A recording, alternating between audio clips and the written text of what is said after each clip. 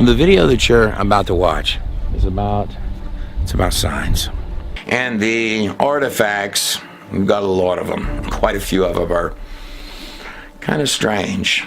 Go all the way back beyond Babylon. In fact, they go all the way back to the Tower of Babel itself. These little reptilian-looking idols with the elongated heads, these were discovered, hundreds of them, outside of, right around the site of Eridu, where the Tower of Babel once was. Now, speaking of serpents and serpent gods, this image back here, by the way, comes right off of the walls of the actual tomb of the Pharaoh of the Exodus. That's the priest of Ra right there, throwing his staff down to become a snake. When Moses went in before Pharaoh with his staff, he threw it down before all of the dark court of the priests of Pharaoh himself in his lair. And that staff turned into a serpent. Was that a message to the spirit behind all the gods of Egypt? And in fact, every one of the plagues was a symbol, a sign, a representation of one of the gods of Egypt, all of them leading to the end. And the ninth plague, 9 is always a number of urgency, like 1 short of 10, like you're almost at the end. There were 10 plagues.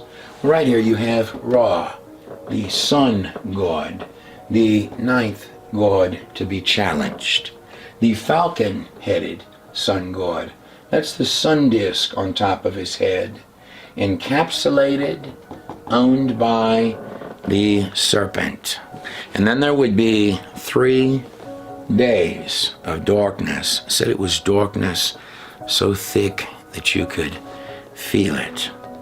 Just like Jesus was in the tomb for 3 days.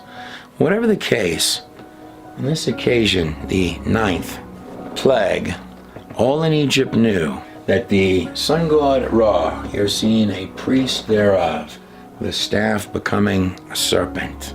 Ra must have known that his light had gone out, and a more powerful god had just come in.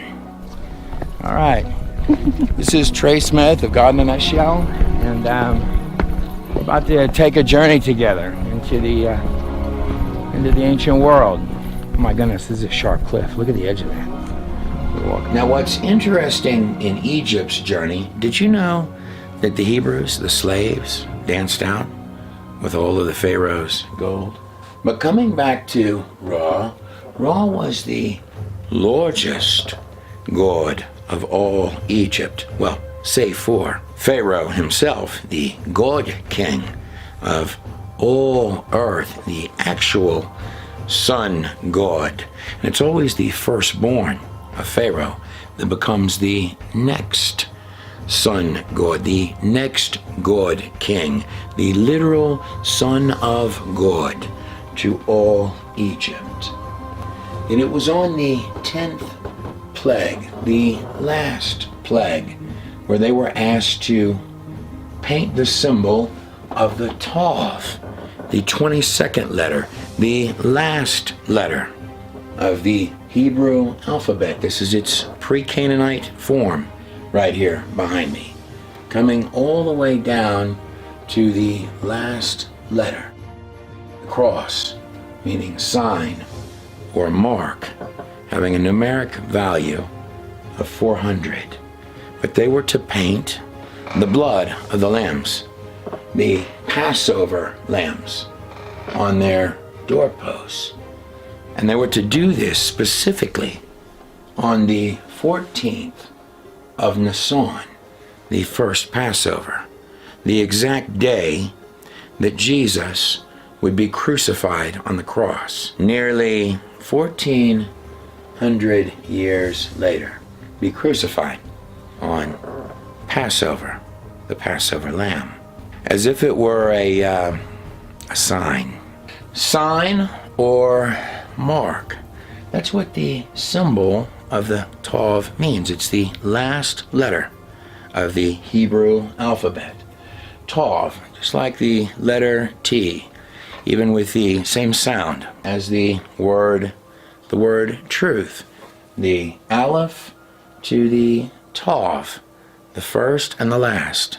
Aleph all the way down to Tav. This is the letters in their pictographic pre-Canaanite form. And here they are, the same letters in their modern form. It's almost interesting how even the signs and symbols themselves have an ancient and modern form coming together in one language. But the Tav, seen right here in its ancient pictographic form, this is the language of angels and men. These symbols is the same shape of the camp of Israel following the Exodus. It was in the shape of a cross.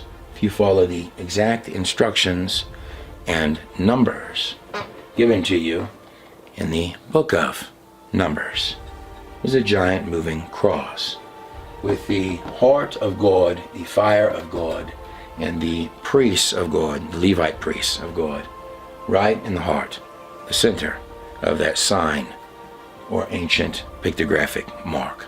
Now, speaking of the god Ra, the sun god, and his 3 days of darkness, 3 days.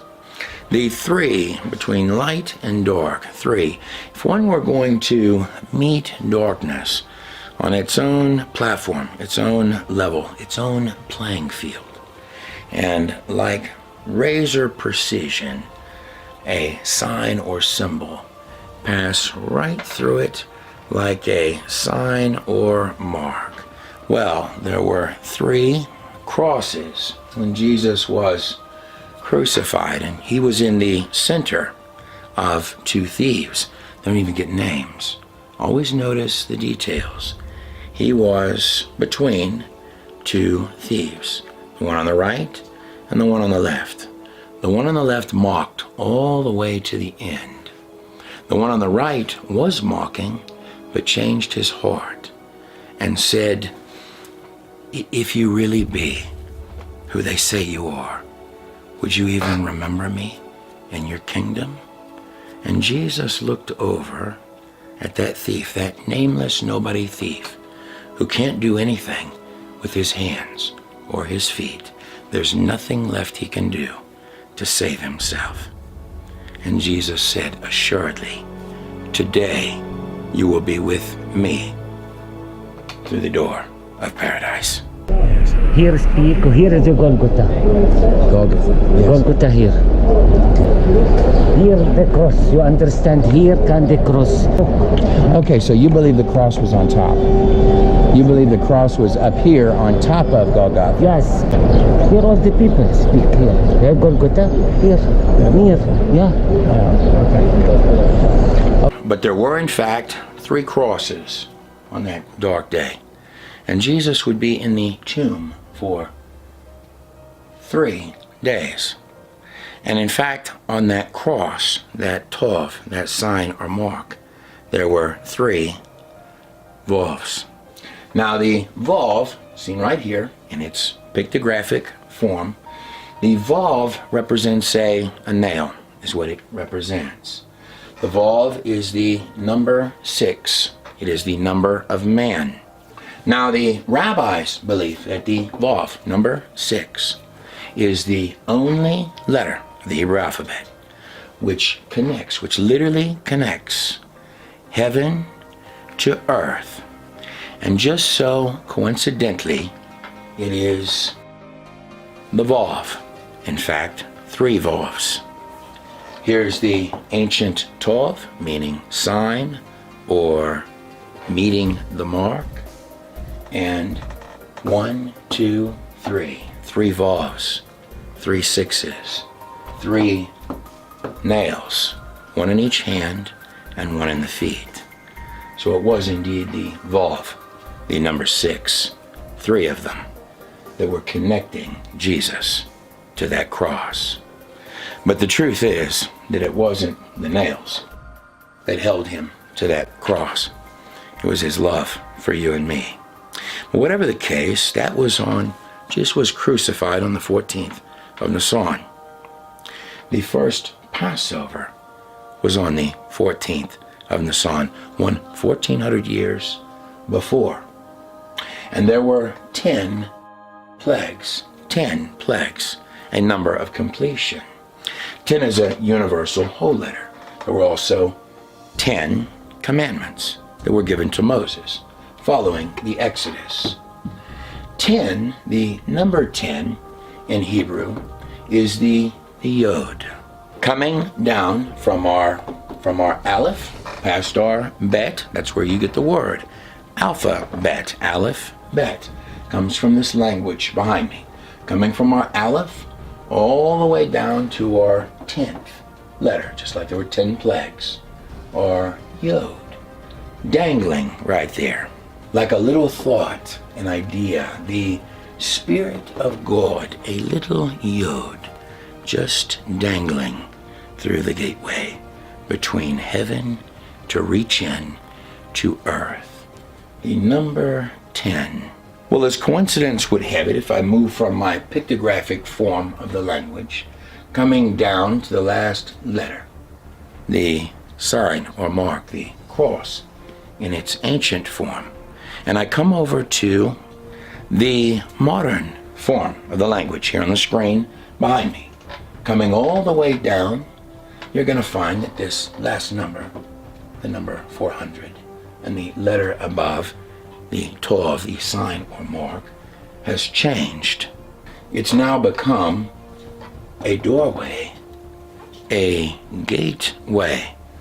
To be abundantly clear, what I'm telling you, this is the ancient pictographic form of the last letter of the Hebrew alphabet, the Tov, the cross right there. And this right here is the modern form of the Tov. It's become a doorway with the Spirit of God inside of it. Ancient Tov, like that, becomes in its modern form a doorway, is what it becomes. So if I jump from the ancient world over to here, the modern Tov, within which, in the center, the heart of it, is the Yod, the symbol for God himself, coming right through that gateway right there, that doorway. And they were to paint the blood of the lambs, the Tov, the sign or mark on their door pass, their doorways. On the 10th plague, the Yod. They were to paint the blood of the Passover lambs, the symbol, the ancient pictographic symbol, the sign of the Tov, in the lamb's blood around their door posts. This right here is the ancient symbol of the Tov. In the center, this doorway with the Yod, the number 10, the number of completion, the symbol of God itself, through that doorway. That is the modern symbol of the Tov. They were painting crosses, Tovs, on their doorways in the lamb's blood that first Passover. And of course, it would be 3 days later when the Hebrews would be crossing through from death to life to the sign or mark on the other side of the Red Sea. The last plague, the Passover lambs, were on the 14th of Nisan. The Red Sea parting was on Nisan 17th, 3 days later, the same day that the Ark is recorded to have landed on the mountains of Ararat, and the same day, the 17th of Nisan, 3 days after his crucifixion, that Jesus would come out of the doorway of the tomb. And Jesus' story started with 3 sets of wise men wise men. Wise men still follow him, following a star. Boy, that's an unusual star. But rolling past our God Ra of the ninth plague, like a valve flipped upside down, our God Ra here, as if he were a final chess piece on a checkerboard chess floor, moving past our sun god Ra to that 10th and final, that last plague. And it reads, "The Lord said to Moses and Aaron, this month shall be the very first month of the year for you. Tell Israel each man must take a lamb, the Passover lamb. Take care of it until the 14th day of the month, the 14th of Nisan." Verse 6, "At dusk all the people of Israel must slaughter their Passover lambs, just as Jesus was crucified. They must take some of the blood and put it on the sides and door frames of their houses. It shall be a sign, for it is the Lord's Passover." And this final plague was the firstborn sons. And Pharaoh, well, he's in the line of the sun gods, the great sun gods of earth. He is Pharaoh. He is God on earth. And his firstborn son will be the next God king, literally the next son of God on earth. "And there was a great cry in all the land of Egypt. And as Pharaoh came with his dead son in his arms, the next God king, the literal son of God to Egypt, in his arms, and he said, Pharaoh, 9 times God had undone this for Pharaoh. On this one he came before Moses, said, Moses, would you undo this for me? Would you go before your God and raise my son from the dead? There would be no Son of God, no dark Son of God raised that first Yod Passover. And 3 days later, just as the tomb would open for Jesus Christ, they would be passing through the waters of the Red Sea with all of Pharaoh's gold. But from the very beginning of the Exodus story, when Moses and Aaron had gone in before Pharaoh, and Pharaoh was laughing at them like they were a little bit of nothing, Pharaoh had asked Moses and Aaron, so what does your God intend to do? And Moses and Aaron had told him, well, our God wants us to take a 3-day journey, after which there's going to be a very large sacrifice. And then Pharaoh, from the very start, as if toying with them, said to Moses and Aaron, okay, speakers for the slaves, entertain me, tell me, speakers for the slaves and the God of the slaves. He literally laughed and mocked at them in the very heart of his dark lair with all of his dark priests. Exactly what does your God intend to sacrifice? And then Moses humbly looked back up at him and said to Pharaoh, he answered him honestly and said, I don't know, Pharaoh. The only thing our Lord said is that we were to take a 3-day journey, after which there would be a very large sacrifice, and that he would provide the sacrifice. And I bet Pharaoh remembered those words when he stood right there with the waters parted, as if taunting Pharaoh, saying, bring your army and come on in. But coming backwards through our Tov, or cross, or sign, or mark, coming backwards through our open doorway of our Yod on number 10 right there, which of course changes our cross, our ancient Tov, into our modern Tov, our doorway, our gateway, within which we find our Yod, the Spirit of God himself. passing through that doorway, we find the name of God himself, the unspeakable name of God. Yod, He, Vav, He. It begins with the Yod. In pictograph, it is the right arm, the strong right arm of the Creator. Yod, that is the head, the name of God. He, nail, nail. Behold, behold. He, behold the hand. Behold the nail. The unspeakable name of God, for whom the film you're about to watch is dedicated to. In fact, if I take this name in its modern form, Yod He Vav He, and I turn it up to stand sideways, just like the symbol of the Vav, the symbol of the man, this word turned upright becomes the symbol and sign of the God in a Nutshell project. Welcome to the 5th installment of our Genesis study. 5, by the way, the He, like there are 2 He's in the symbol for the unspeakable name of God. He. Those 2 He's surround the Vav, the number 6, the number of man. In other words, man has to be surrounded by grace. The He is the number of grace. So in other words, these little He's, this is a He, and this is a He and He.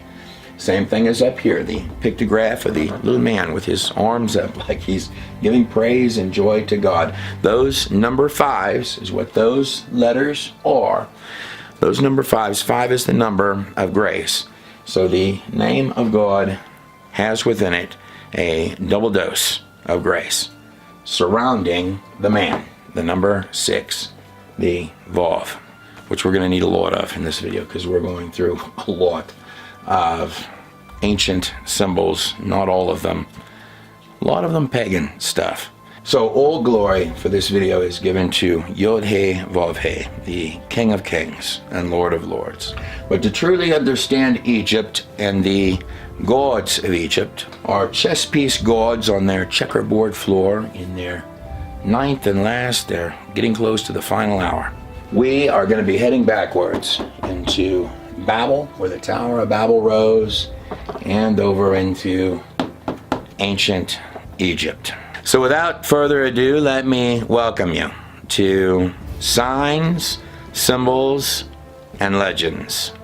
Oh my goodness, this is a sharp cliff. Look at the edge of that. We'll walk up to that thing. So, and this is the famous Arch, and Arches National Park. If you enjoy the rest of this film, Signs, by the God in a Nutshell Project, here's what the DVD for this film looks like. Over at God in a Nutshell, the film that comes directly after this, I think you're really going to like this. I think you're going to go on a ride, would be the Vav.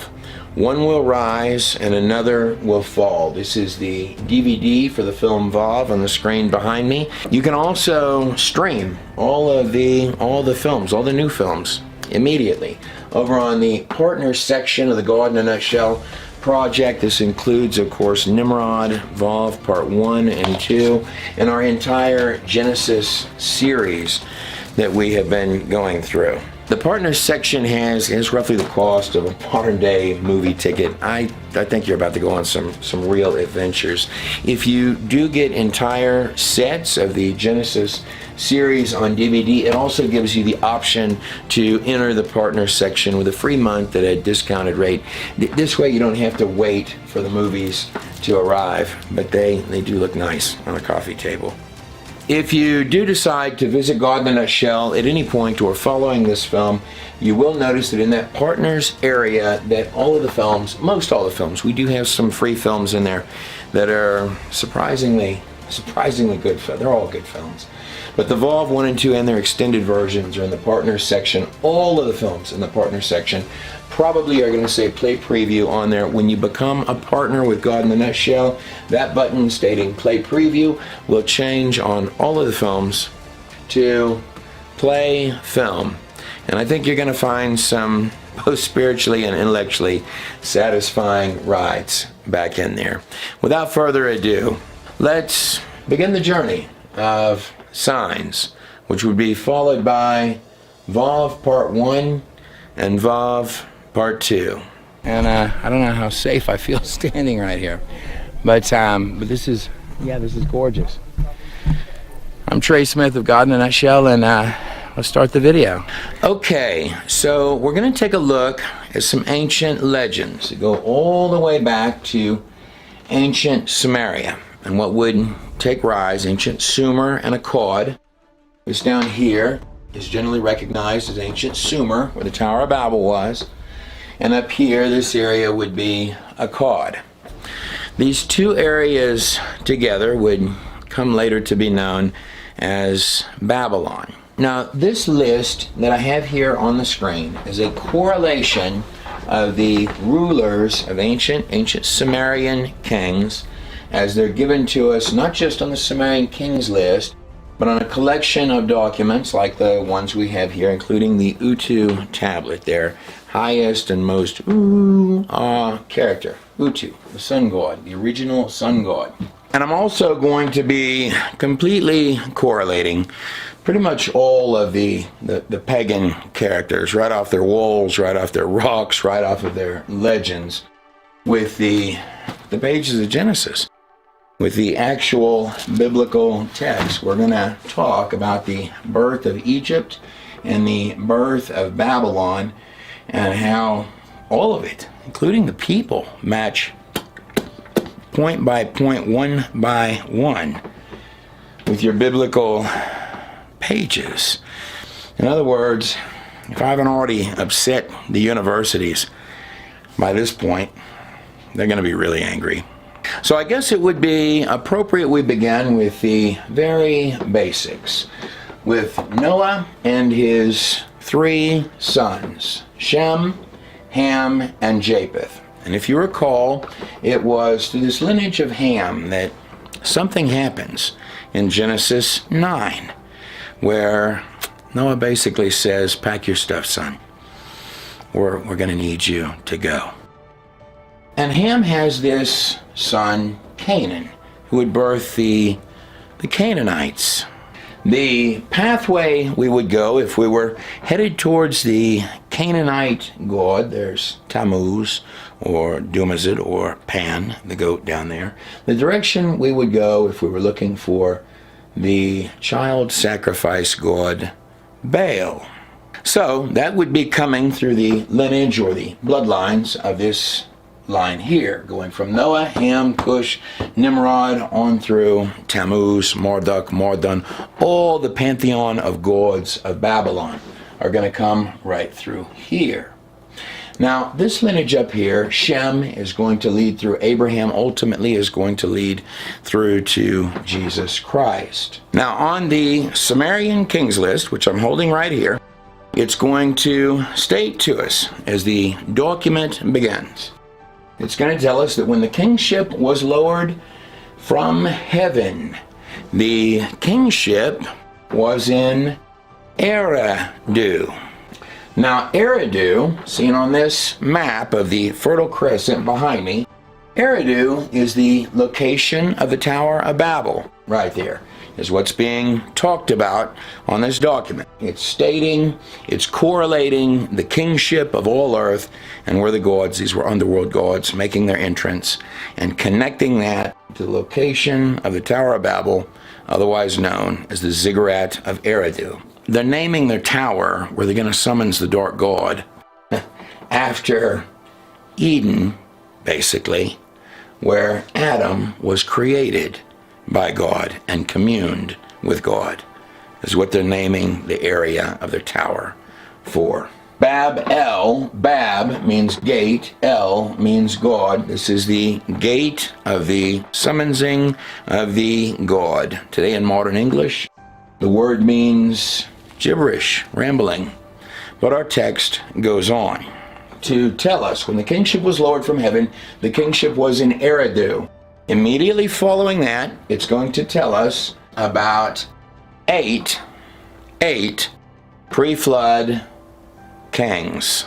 And the 8 kings that they're talking about with long lifespans before the flood are going to line up, sort of, very close, with the 10 genealogies from Adam to Noah.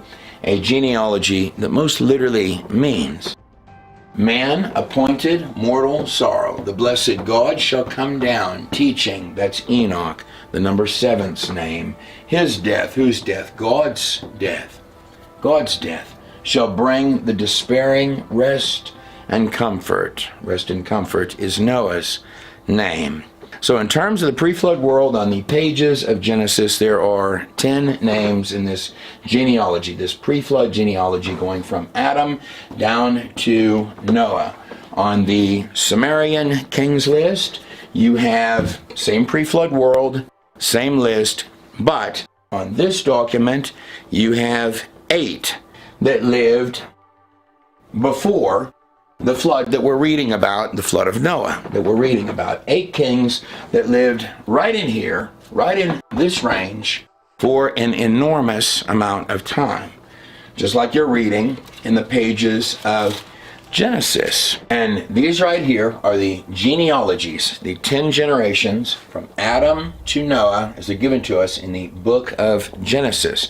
So that pre-flood account is going to be between, from Adam to Noah, is going to be somewhere between 1600 and 2158 pre-flood years in the pages of the book of Genesis. Now, sort of similarly, over here, if I move over to the Sumerian Kings list, the portions of this document right here that deal with the same pre-flood genealogies, kind of, I'm going to find these 8 names here, 8 people on this document right here. These 8 names, or 8 pre-flood kings, are going to come to 241,200 pre-flood years. Both texts, both Genesis as well as the scribes that put this text here together, believed similarly that the people living before that flood lived enormous lifespans. More than this, on the pagan documents, they're telling you that they're physically witnessing a decrease on these stones directly following that flood. That the people are living, they're still living a long time, they're recording, in both sets of documents after that flood. But that those lifespans are rapidly dropping, and that this is, on the pagan text, they're looking for supernatural ways to fix that, is what they're in search of. They're trying dearly to get back to that tree of life, no matter what. Even if this requires sacrifice, extreme sacrifice of their subjects, or experiments, or whatever with the blood of their subjects, or worse. To get that long lifespan back appears to be a pretty good sized problem that they're talking about and discussing in the ancient world. In the pages of Genesis or the Torah, demons are, well, they're the bad guys. In the pages of the stones and documents of the pagan texts, like over here on this side, demons are the really, really good guys. Dark angels, demons, are to be worshipped and praised. They are the power and life givers of the kings. But as a brief example of, are the long lifespans possible? They're more than possible, they're probable. And I mean the lifespans as they are in Genesis, not the lifespans as they are in the Sumerian Kings list. I can't defend those, nor would I try. In fact, a lot of people believe that this Kings list, this portion here, uses a sexagesimal system, which would mean that you are doing a lot of base numbers of 60. You have a lot of 6s in it. You would be buying and selling and trading, by the way, with a lot of 6s, or perhaps 666s to buy and sell, or do your basic math. So where you start from with your Tower of Babel in your pagan world really does come full circle to where you end with your pagan world. The short version of that would be simply that How long you live is actually a function that's written right into your genetic code. And more than that, what you're physically finding on the ground, similar to what they're covering on these stones and on the pages of Genesis, is that you're finding that ancient man is bigger, badder, more well-built, just pretty much like every ancient creature that you're finding from the ancient world. You're going from your elephants today were the mammoths of the past. Everything in this place appears to be going from bigger, badder, more well-built to little bitty rinky-dinky, like you see on this modern human skull right here. Look at this modern skull, like you and I today, in comparison to this skull that I'm holding in my hand right here. This is a Neanderthal. This is an ancient human skull that I'm holding in my hand. Modern human rinky-dink skull in my hand right there. Ancient, big, bad, bold, no nonsense human skull right there in my hand. Now let's look for a second at the teeth of our ancestors in this place. This is the ancient skull. This is the modern skull. I'm going to turn them up sideways. Does this one look a lot thicker? Do those teeth look like they could last for hundreds of years? Now look at these rinky-dink little teeth on the modern man today. It's a big difference, isn't there? Dr. Jack Cuozzo, seen on the screen back here, certainly would agree with you if you came to that conclusion. He was one of the foremost experts, maybe the top in the world, but certainly in that class, on juvenile Neanderthals. He was their top guy, highly praised, or at least one of them. That is until he came to the conclusion that these skulls were not monkey people. They're bone for bone, a human skeleton like you today. They're just bigger, badder, and more bold. More than that, and even worse, he came to the conclusion, he worked with juvenile Neanderthal skulls. He came to the conclusion that juvenile Neanderthals, somebody the age of 40, might appear like they were in their early 20s, or possibly even younger. That these Neanderthal skulls, the juveniles, took a long time to reach adulthood. Now, and it was also, just another little strange side note, was in 2017 that it was discovered that they were using penicillin, raw penicillin. What makes this just unusual, being that these were claimed for so long to have been monkey men, is that penicillin wasn't discovered or claimed to have been discovered in this modern age until 1928. Some strange monkey men. And it was those very type of conclusions that took him from being one of their foremost guys to overnight being a conspiracy theorist nut job that was dropped and ridiculed out of the science community. This happens quite a lot, actually, in science. And I've noticed that it happens very frequently, possibly. I'm going to be careful how I phrase this.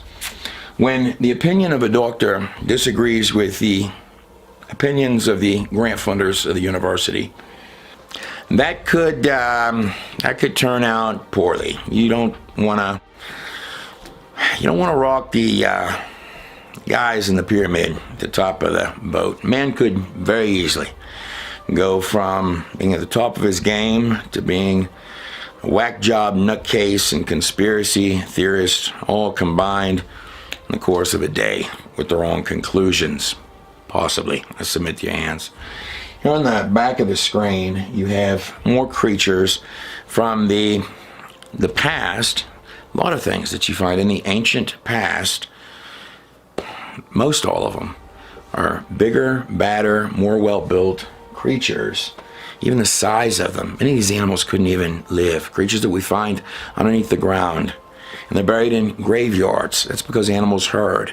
And they're sorted in that strata. They're sorted by ecological systems. But many of the creatures you're finding from the ancient past are just enormous.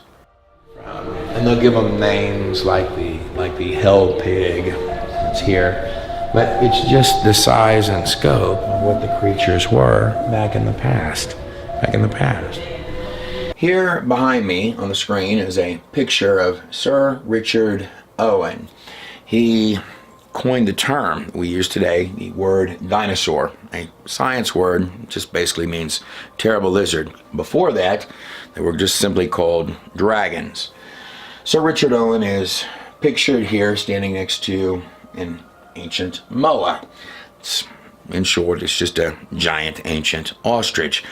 Everything in the ancient world goes from bigger to smaller, which is exactly the reverse of Charles Darwin's theory of evolution. In fact, Sir Richard Owen spent his life fighting the theories of Charles Darwin.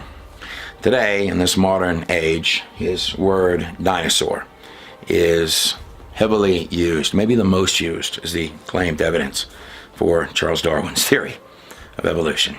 And if I turn over this way, you're going to see that the title of this thing, they'll call it the terror bird. It's just a large, giant, ancient animal, just like your ostriches in the ancient past were literally enormous.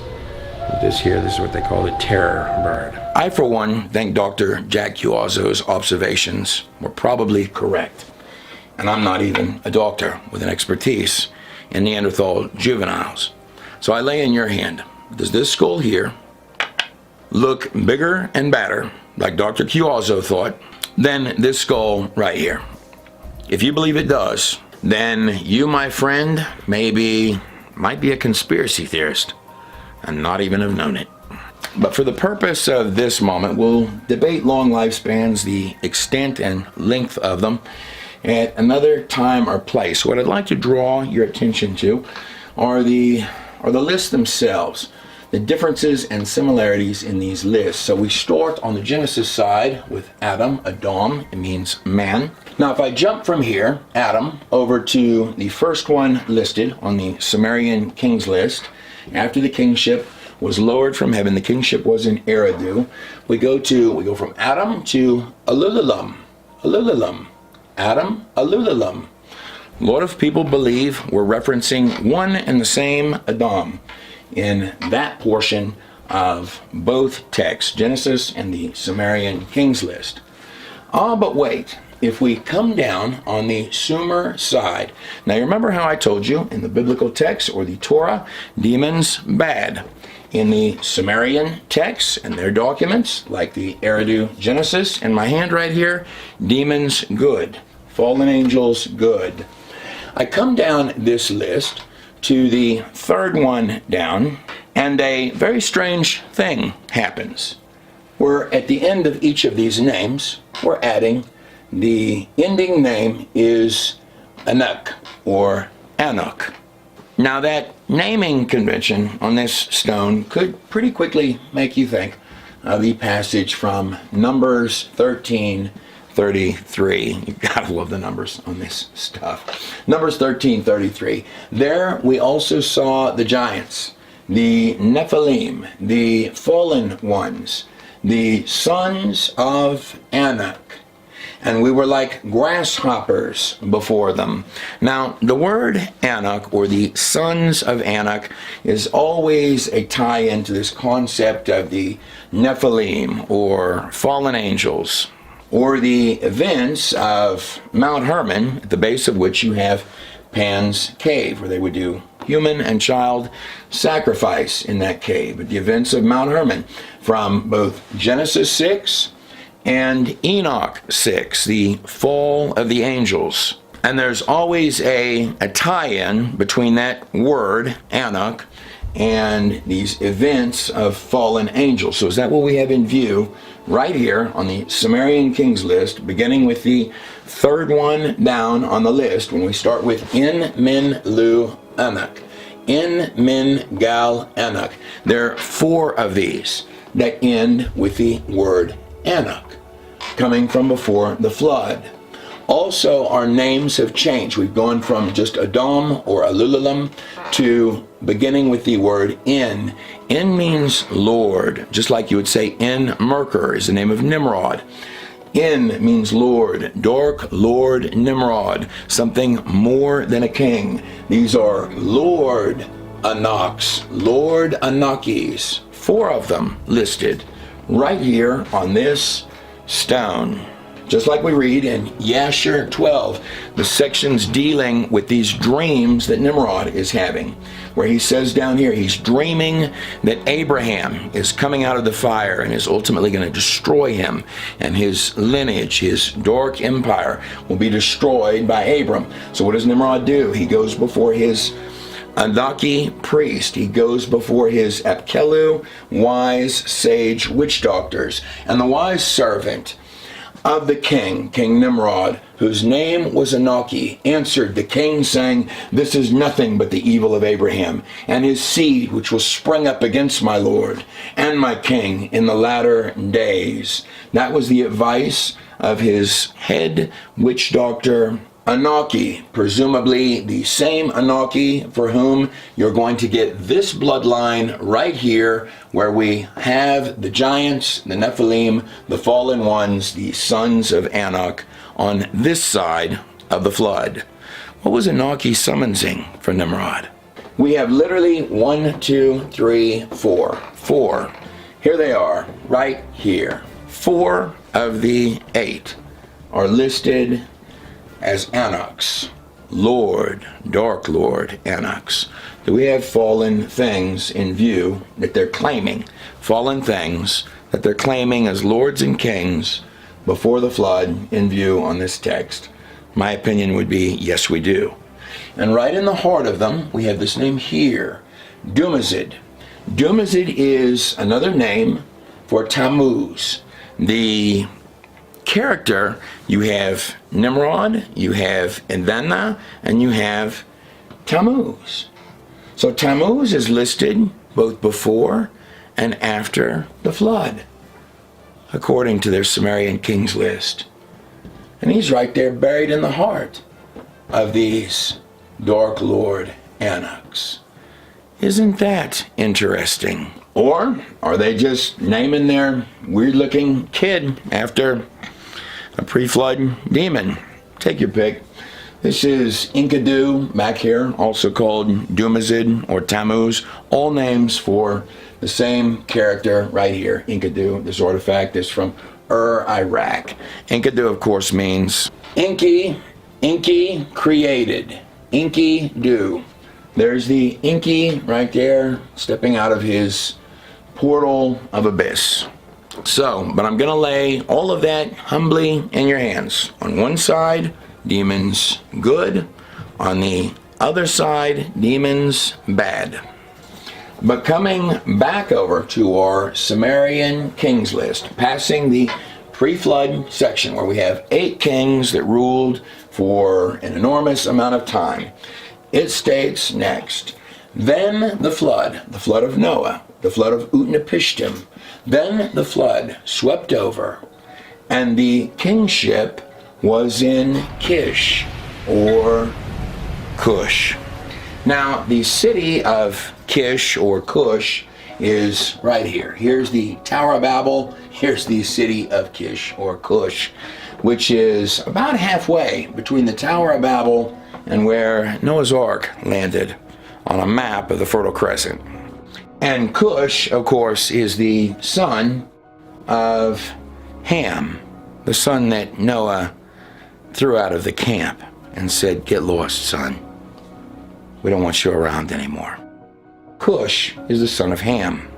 Well, if I'm to come back to the Sumerian kings list from the pages of Genesis, we find that after the pre-flood world, right here on their own stones, then the flood swept over, and the kingship was in Kish, or Cush. And then it says that the rulers and the kings ruling what would become ancient Babylon from Sumer and Akkad, the origin of all occult today.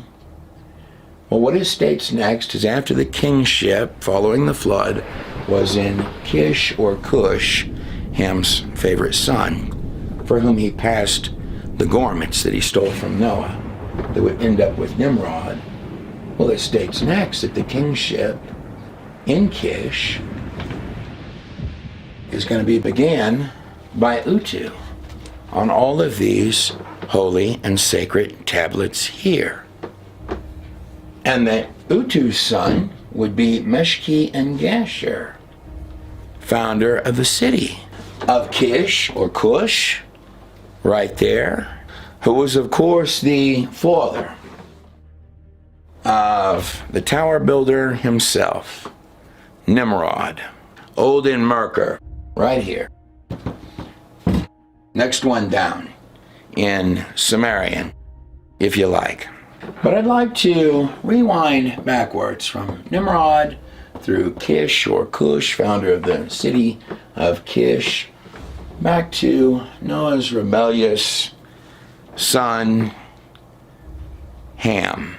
And in fact, where this particular tablet, the Shemesh or Utu tablet, the sun god tablet, actually comes from, well, if you have the Tower of Babel that Nimrod built, way down here, if I were to come up the Tigris and Euphrates, passing Cush, founded by Nimrod's father, or Merkur's father, all the way up, almost nearly back to where Noah's Ark landed, or close, coming up here, passing Babylon, we find the city of Sippar, where this tablet was found. This image right here is identical to this image here of the sun god Utu.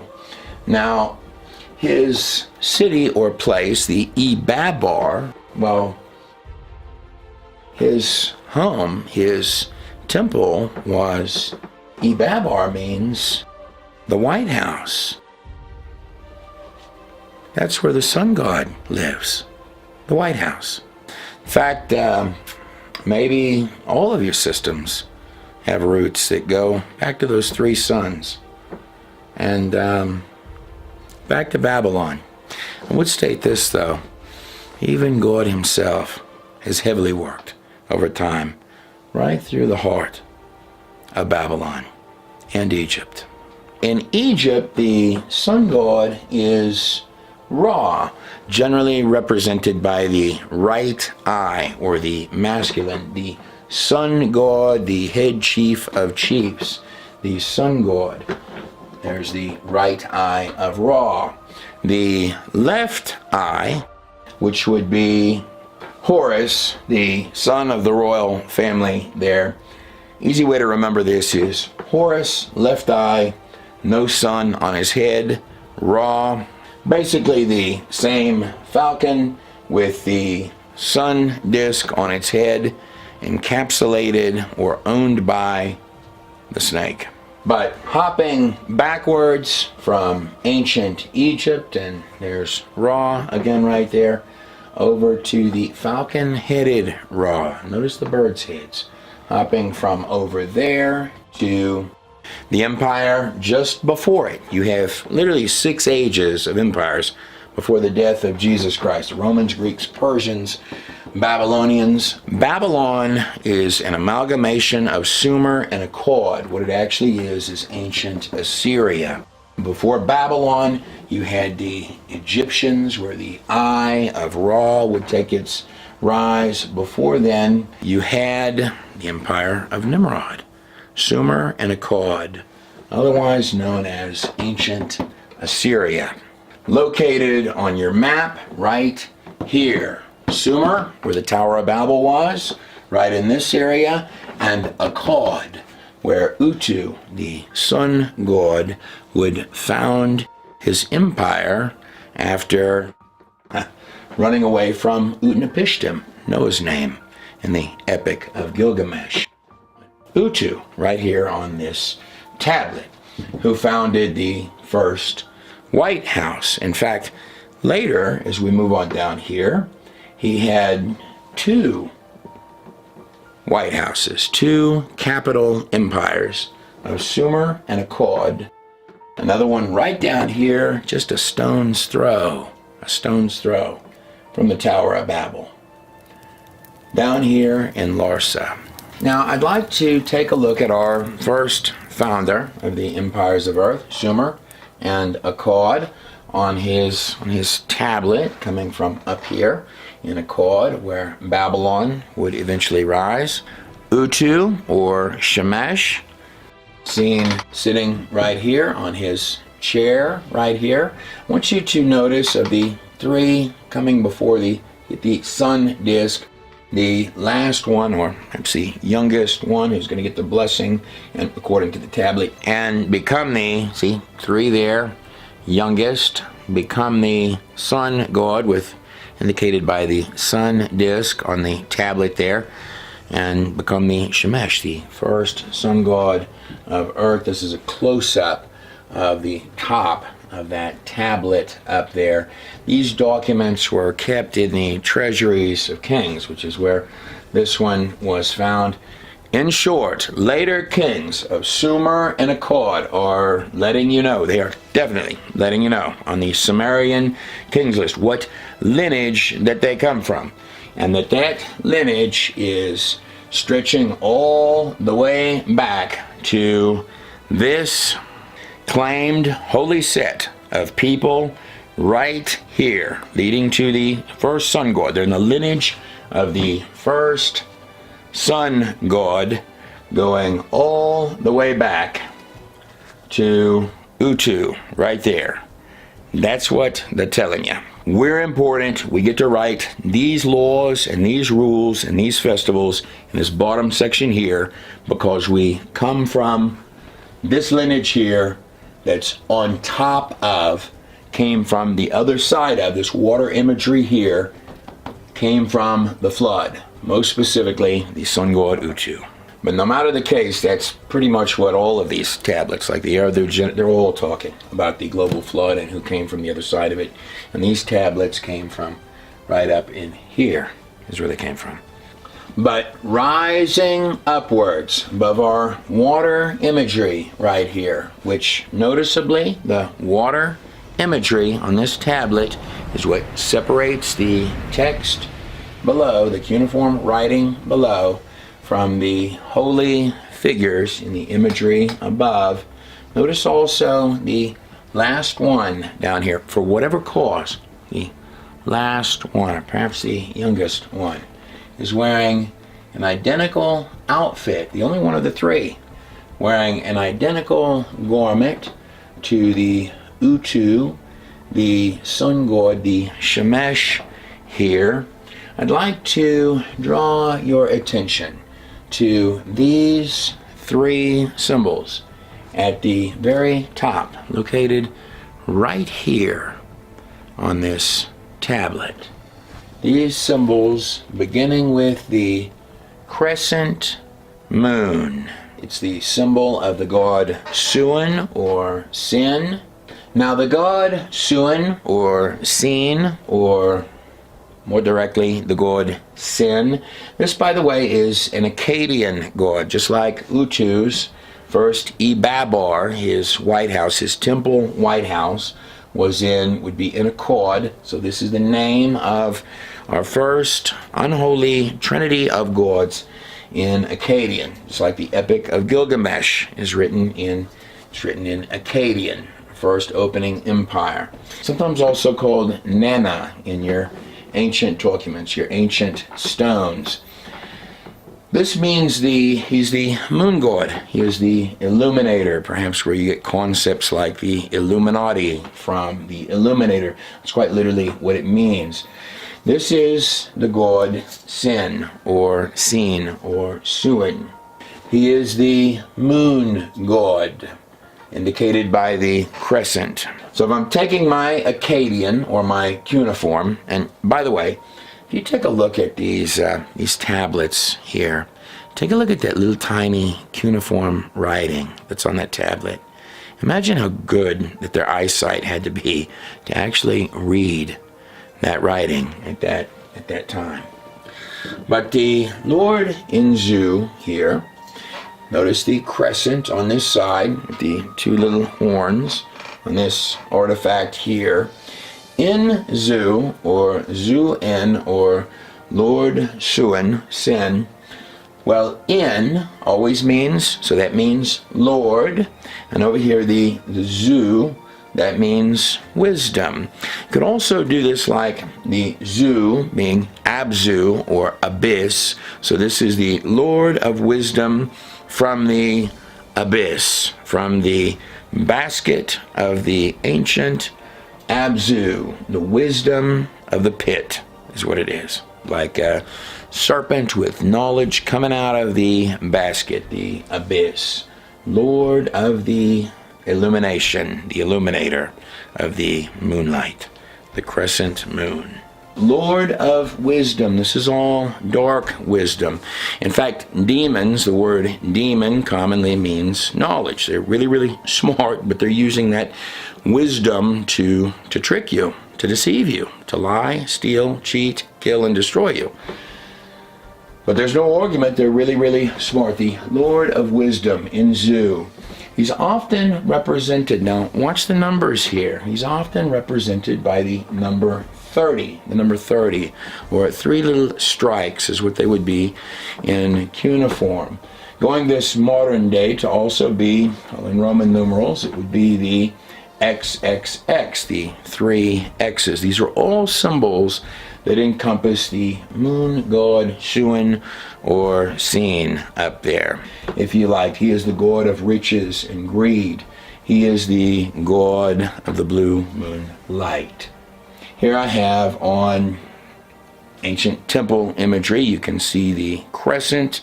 That is the moon imagery for a king, a Babylonian king. Again, he's got the crescent of the god Shin or Sin on his head, and he's going to pray to the moon god Sin. So now here, if I zoom in, here's my god Shun or Sin or god Sin right here. You could also interchange him, his little crescent, with this horned little devil guy here, if you wanted to, or god Sin. You can see up here these 3 symbols, just like the god Sin is the XXX or the number 30. They love their trinities in the ancient world. Always notice the numbers. The 3 symbols I have at the top, this comes off of the U2 or the Sun God tablet. It's the same 3 symbols that you see right here above the Sun God, sitting right there on his chair. These 3 symbols, the moon for the god Sin, and then right next to it I have the symbol of the star of Ishtar, the star of Inanna, or the star of Astarte. All the same thing.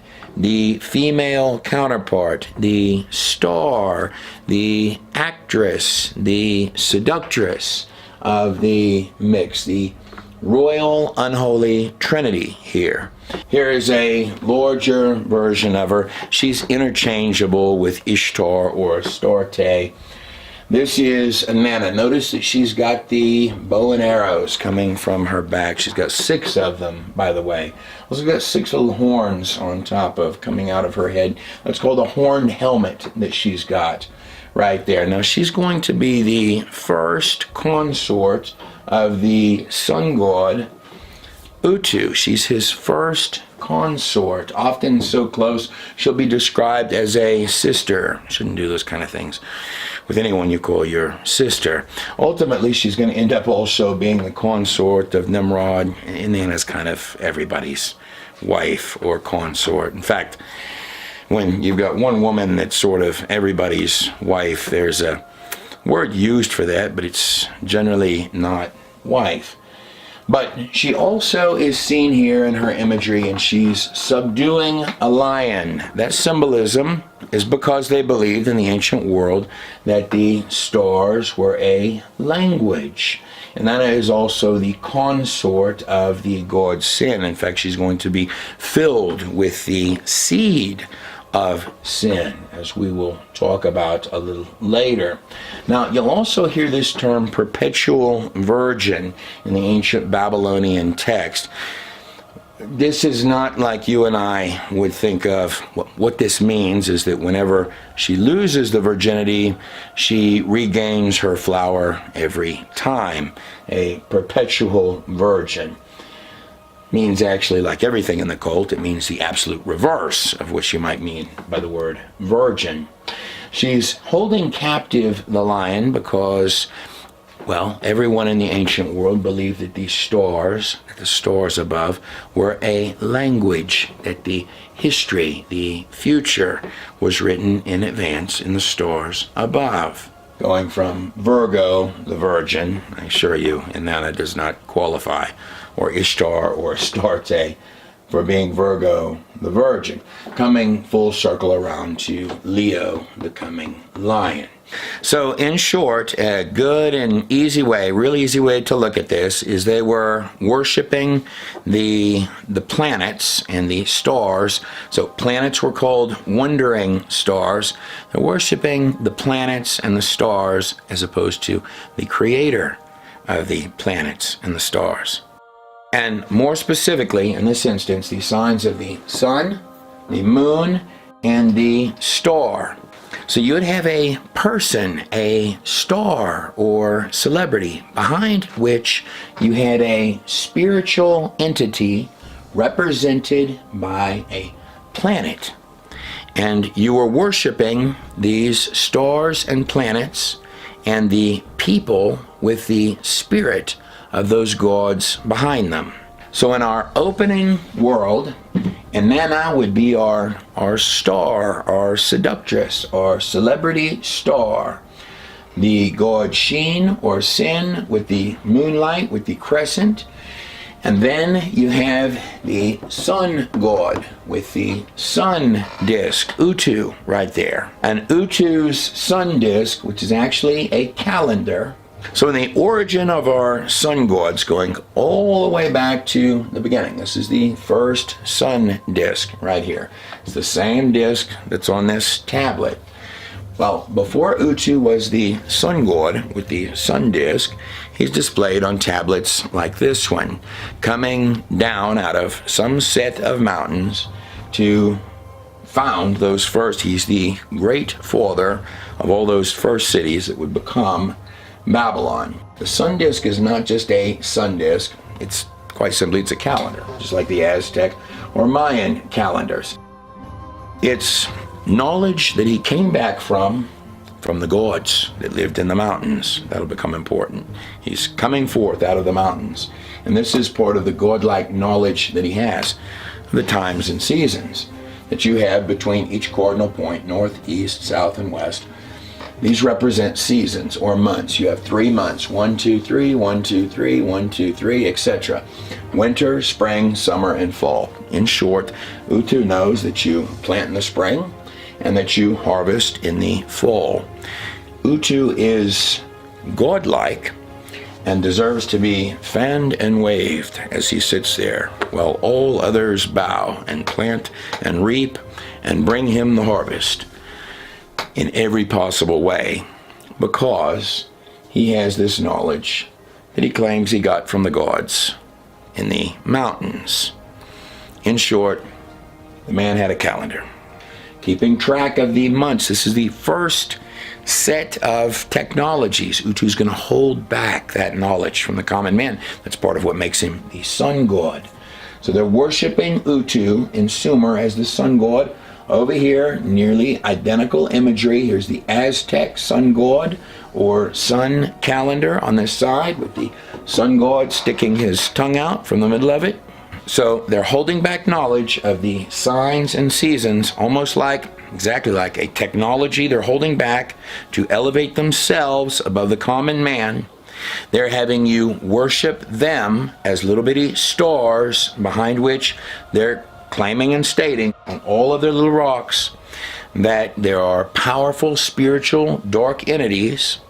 And beyond this, they're using the language of God, the stars above, to apply to their own future, as opposed to God's storybook of his entire timeline, his language, his story. Just like the word history means his story. So they were now worshiping the creation as opposed to the creator. More specifically, they were worshiping the planets, which were called wandering stars. They're worshiping the planets, the stars, and the sun. That's the symbol for Utu, the sun god right in the center there. These were their idols, behind which there were heavenly body-size spiritual forces. And they themselves, the stars, were the gods on earth. That's directly what they're telling you at that time.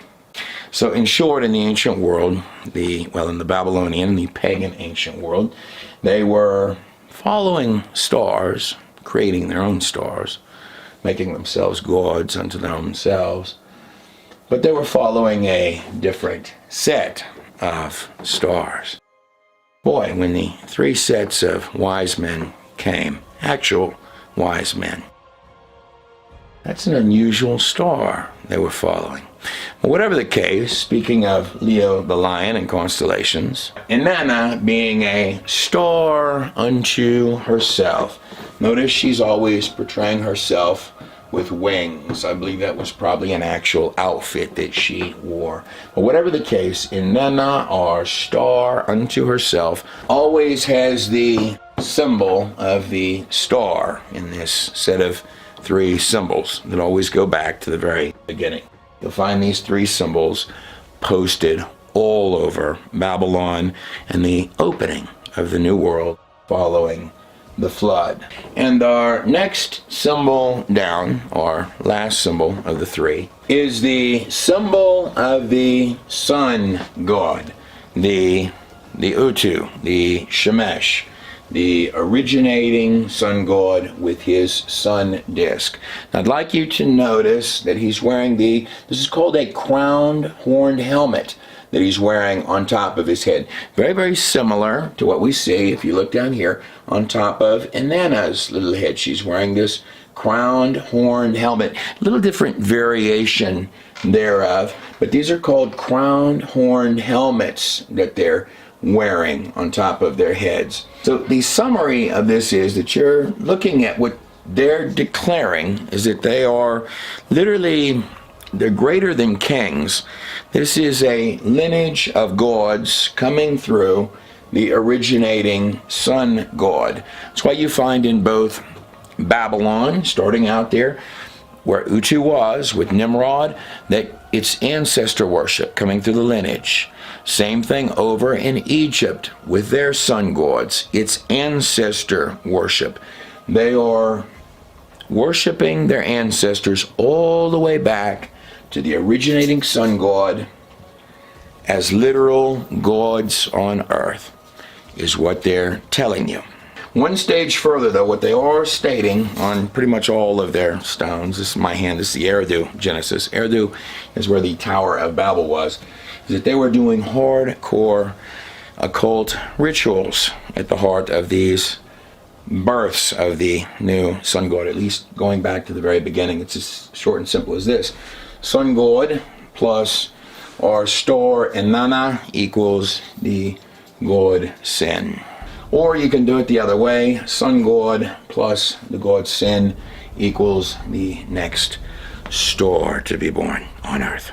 Over here to ancient Egypt, we have the same triad system where we have Isis. Now notice on top of her head, she has the crescent moon. So these crescents, like this right here, that you see on top of the heads of goddesses, like you might find really deep in the heart of Egyptian tombs.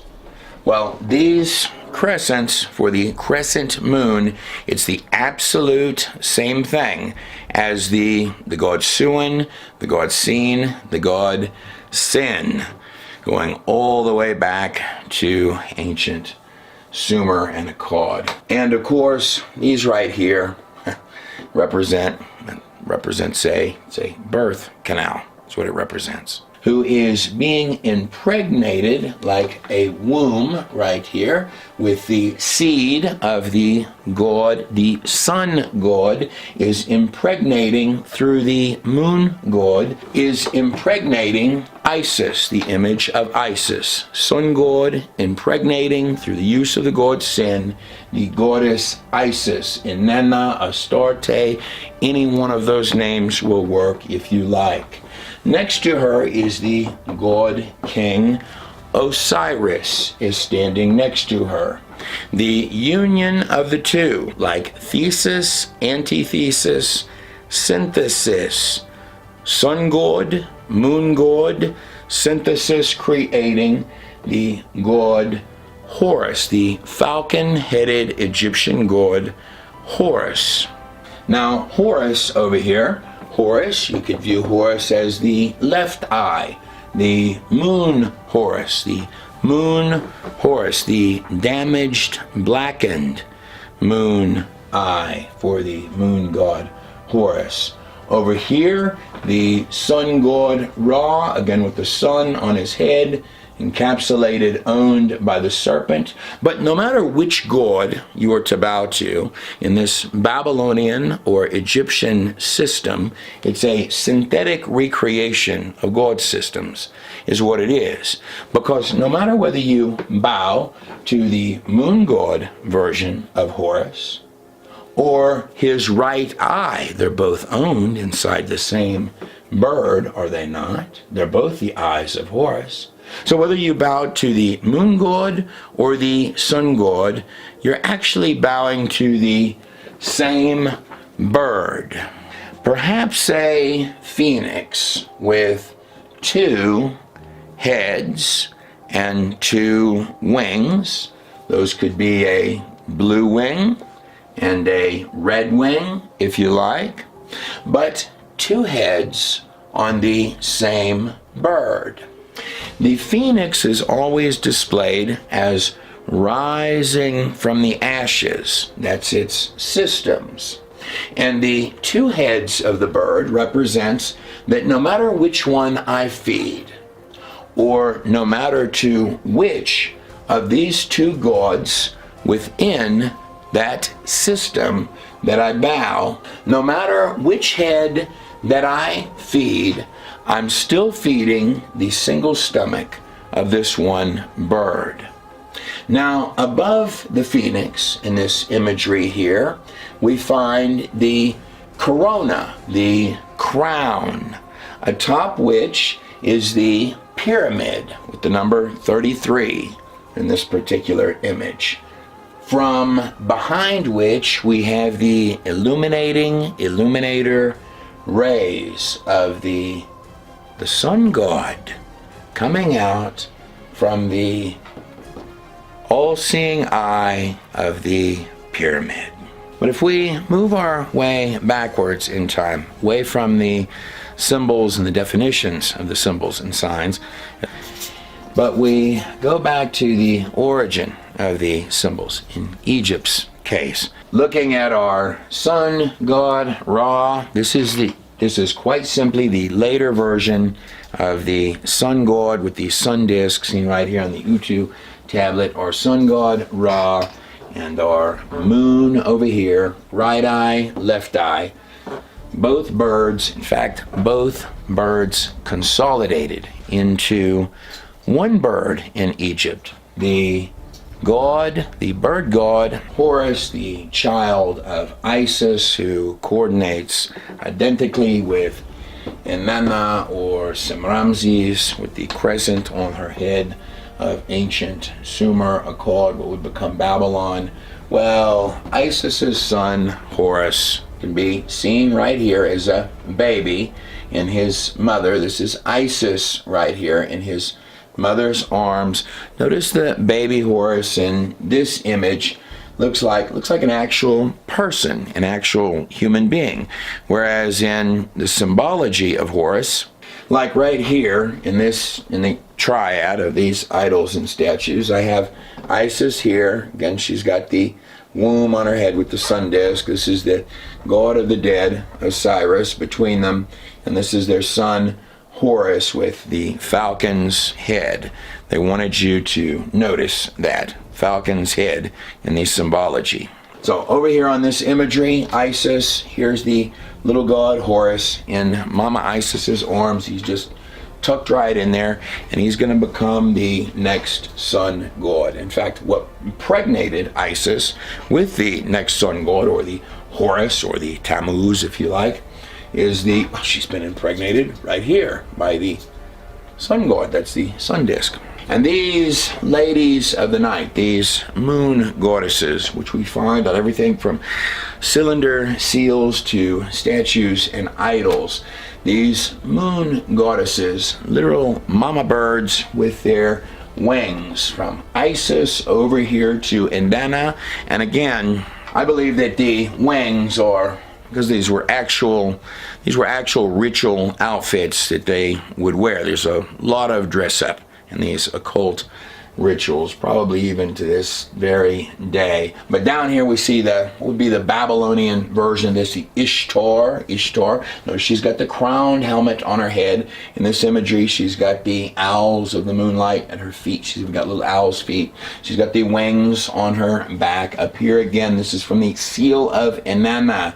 This is in Akkadian right here. Now, Inanna is also, she's a queen of heaven. And queen of heaven is a term used in the book of Jeremiah and other places in reference to a demonic siren. Siren is a female dark spirit, a screech owl, a dark siren. All of these terms combine as one.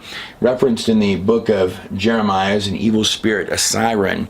Now, in the book of Enoch, I find it fascinating that it states that the women that combine themselves with the spirits of the angels, or these fallen angels, and created offspring shall become as sirens. Queen of heaven is a term that Jeremiah used for a siren.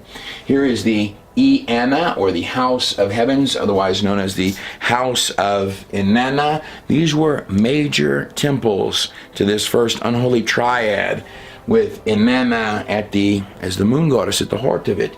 Here again, she is portrayed with the wings. She has combined with the angels of heaven, a star unto herself, with wings. The later version, there she is right there, of Ishtar, the screech owls, the sirens. She's got the owls at her feet. The Queen of Heaven is also Astarte, actually called the Queen of Heaven. Now, it's a Phoenician and Canaanite goddess. I would like you to notice that the horns on top of the head have become this little crescent here, just like the crescent moon on top of her head. But more than that, the Canaanite and Phoenicians, they would they worship the horn god Baal or Baal. And the Canaanites come from this strange son that Noah kicked Ham, but he put the curse on Canaan. This is the Queen of Heaven, Astarte, right here. But all of these women and the star of Ishtar is this trinity right here that we find under all of its different names, going back to the tablet of Shemesh or the tablet of Utu, both the same thing, the first sun god, where we have Utu, and we have these three figures, maybe three brothers, coming to get the blessing. One of them will become chosen and become the Utu, or the sun god. Now, I want to insert here that he alleges that he's a chosen holy one and figure. He alleges that on these stones. This is about like Inanna alleging that she equates with Virgo, the virgin. Everything in the occult is the upside down of whatever they tell you. So if Utu, the majestic sun god, says he's the holy chosen one, that's probably code word for he got kicked out of somewhere shamefully and humiliatingly. In fact, he's probably one and the same as the father of the Canaanites. This is it's a seal from a land deed, is what it is. That's how common that symbology that starts on this tablet here with this image here.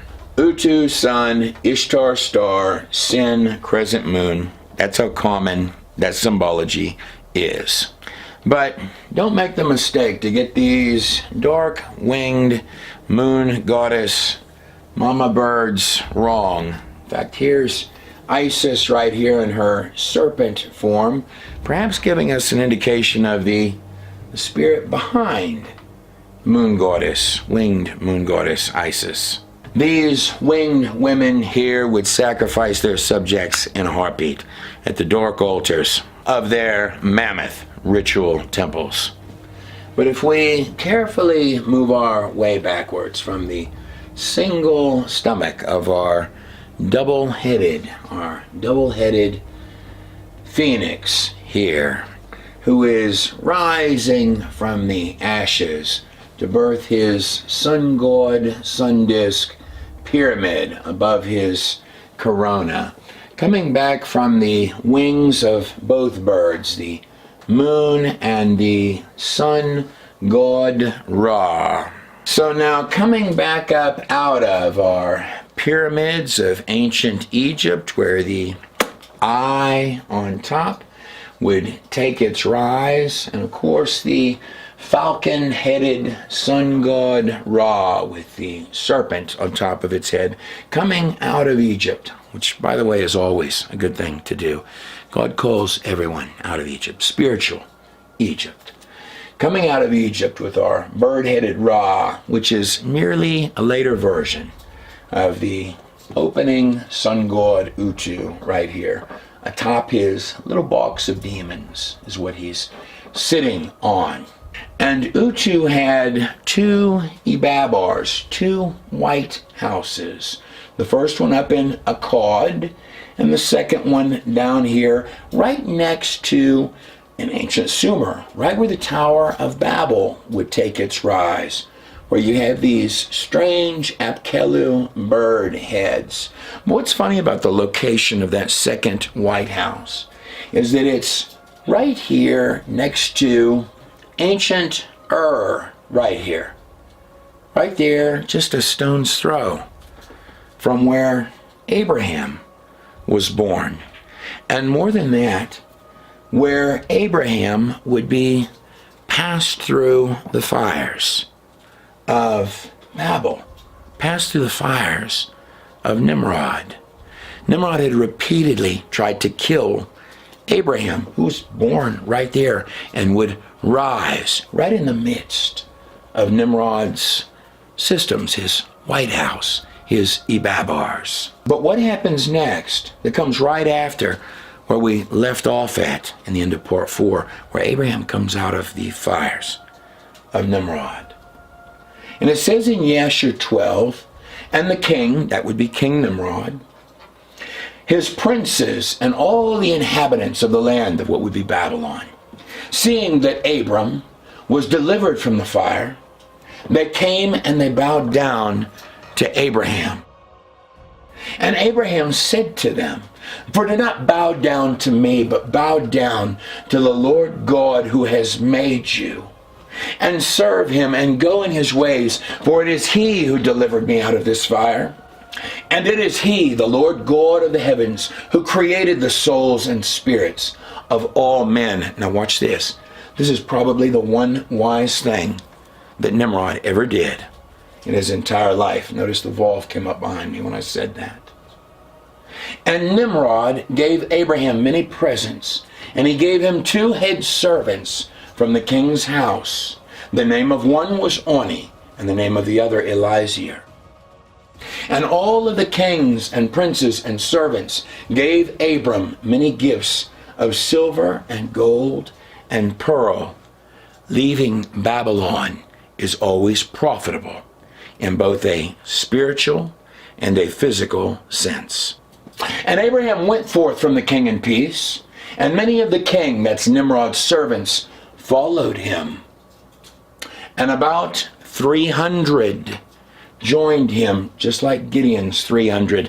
Now when we read in Genesis that Abram went and he basically saved Lot twice, but as if Abram had a standing army of his own. Well, we're learning here in Yashar what that standing army was. That standing army was not just some of Nimrod's men. That was Nimrod's top men who chose Abram over dusty Nimrod and his crumbling towers and systems. There was prosper in that path from the hands of the enemy. And by the way, all occult today comes from both Babylon and over here in Egypt, the 2 places that blessed Abraham. Whether they knew it or not, they blessed the hands of Abraham. And God said, I will bless those that bless thee and curse those that curse thee. In short, you never would have ever even heard of Egypt or Babylon, either one of them, had it not been for righteous men and the blessing of God even on these wicked places. So let's look again at these bird heads, their systems.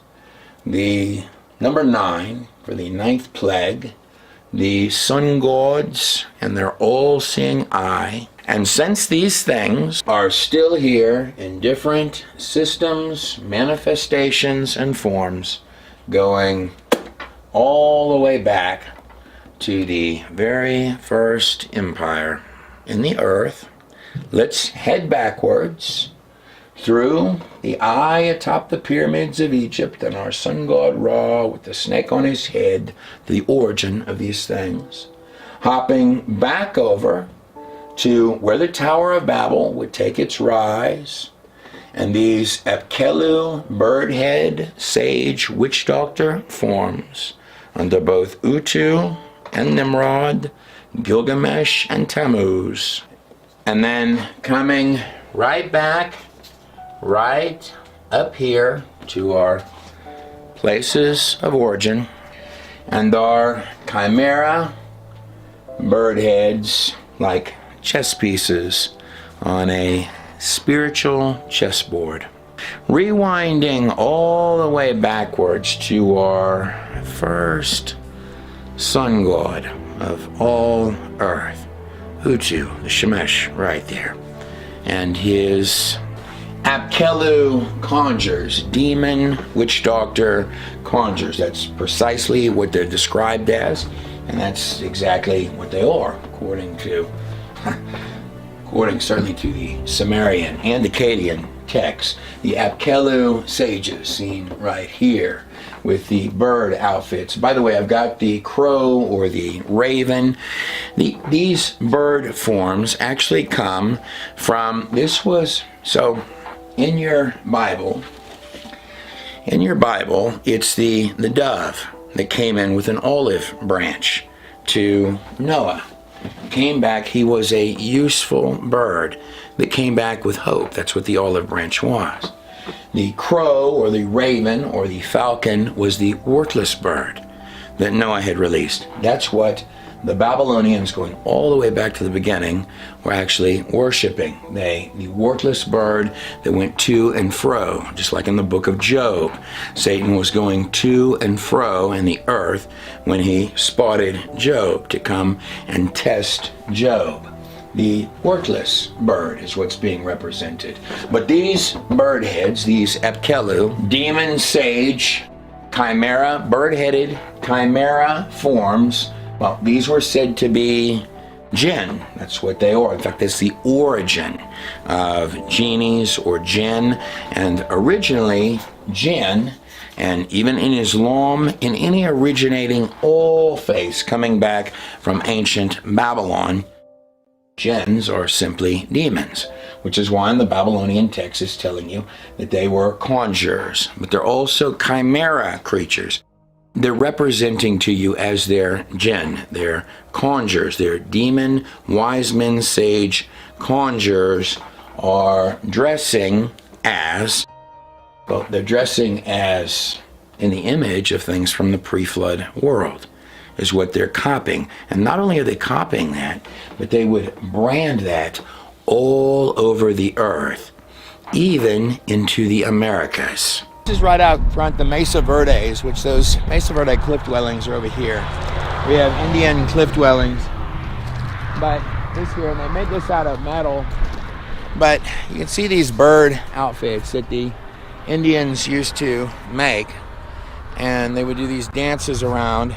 These find their origin in the Apkelu sages of ancient Sumer. It's a fancy word for these were the witch doctors surrounding. So here's the sun god, and he's surrounded, his inner core, his inner dark layer is surrounded by a set of sages. In ancient Sumer, coincidentally 7 of them. And they wore outfits. So you have one that looks like a fish, it's got the Lord's fish head on it. One that's got a giant bird head on it. It's also got wings, like angels have wings. These are chimera copying stuff from the pre-flood world is what they're doing. They're trying to recreate that world with their sages, their witch doctors, and one that looks like a man. The pine cones they're holding are commonly thought to represent the pineal gland. But whatever the case, the Apkallu sage, the more infamous ones, one copied all over the face of the earth, is the bird-headed Apkallu sage, wise man, witch doctor of ancient Sumer. Now, this right here is it's identical to the Apkallu sages of ancient Sumer. Only this one was found by a Father Crespe in South America. And you can see that it's got the standard, about the Philistine headwear. It's of course got the bird head for the Apkallu witch doctor sages. It's got the wings on its back, the heavenly wings, and of course the pine cone representing the pineal gland it's holding in its hand. So, and this artifact was allegedly found in South America. Here we have the Chinese Li Gong, bird-headed man. Here is the birdman, god, wise man, sage, Garud. This right here, this is quite literally another version of the bird god Garud from India. So you have stretching into India, you have stretching into China, you have stretching down into the Americas. This is the bird-headed god Garud. He is the companion in Hinduism, traffics with Vishnu. Seen back here, Vishnu has many avatars, many faces. Vishnu is commonly a bluish color or a purplish, like seen here. Vishnu sleeps in the heavenly nirvana on his bed of serpents. And his companion is the Garud. Some of the largest statues in the world, idols in the world, are made to Shiva, who lives up in the holy mountains of Kailash. And of course the Garud and Vishnu. Here's a very common one. You can see the bird head, just like the Apkallu.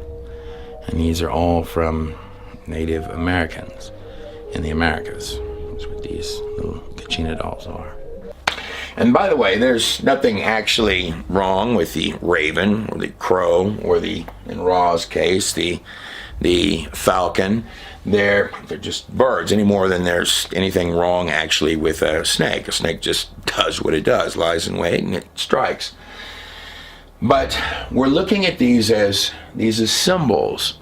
And the symbol of the falcon, the crow, the raven, or the serpent are always affiliated with the occult, just like all of the gods of Egypt. And all the gods of Babylon would be the source of your occult today.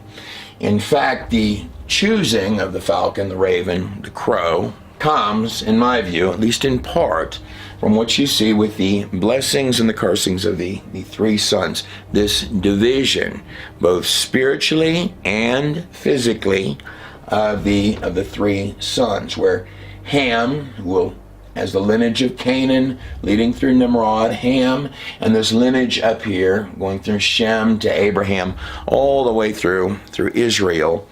These two paths split ways in both a physical and a spiritual sense. Specifically in Genesis 9, just like the ninth plague was the sun god Ra, who is the falcon or the raven's head, the worthless bird that went to and fro. Maybe like a dark bird spirit with the covering of the serpent, just flying above man and claiming that it's good. Notice I used the word claiming good on this number 9. Now if you flip the number 9 upside down, it actually would be a 6, or the number of man. The number 9, claiming it's the sun god there. Whereas the other lineage, the bird that Noah favored, Genesis 8, the number of new beginnings, he released a dove that came back with the olive branch. Similarly, you have the Spirit of God resting upon Jesus at the baptism of the River Jordan, came and rested on him like a dove. And in Matthew 10:16, we read, "And sending out the 12, just like there are 12 months in the year, 12 tribes to Israel, 12 disciples of Jesus. And sending out the 12, Jesus said unto them, Behold, I send you forth as sheep in the midst of wolves." Pharaoh's entire dark circle is often compared to a den of wolves. "Be ye therefore wise as serpents and harmless," and we've got our word again, doves. Now, wise as serpents is actually kind of interesting because serpents aren't notoriously, they're not known for being particularly wise. They sort of just lay in wait for a prey to come through and they strike. That's about all they do. So the wise attached to serpents has some kind of a demonic. The serpent is always attached to the Nakash that we read about in the Garden of Eden. This bright, shining, serpentine angel, wise as serpents. Even the American Indians, stretching all the way to the Americas, have taken this kind of symbolism on their chief headdress, their war headdress, or their spiritual ritual headdress. Each individual feather could have its own meaning. But looking at our sun god Ra, who is merely the next, in ancient Assyria, Sumer and Akkad, you had Utu or the Shemesh, the sun god.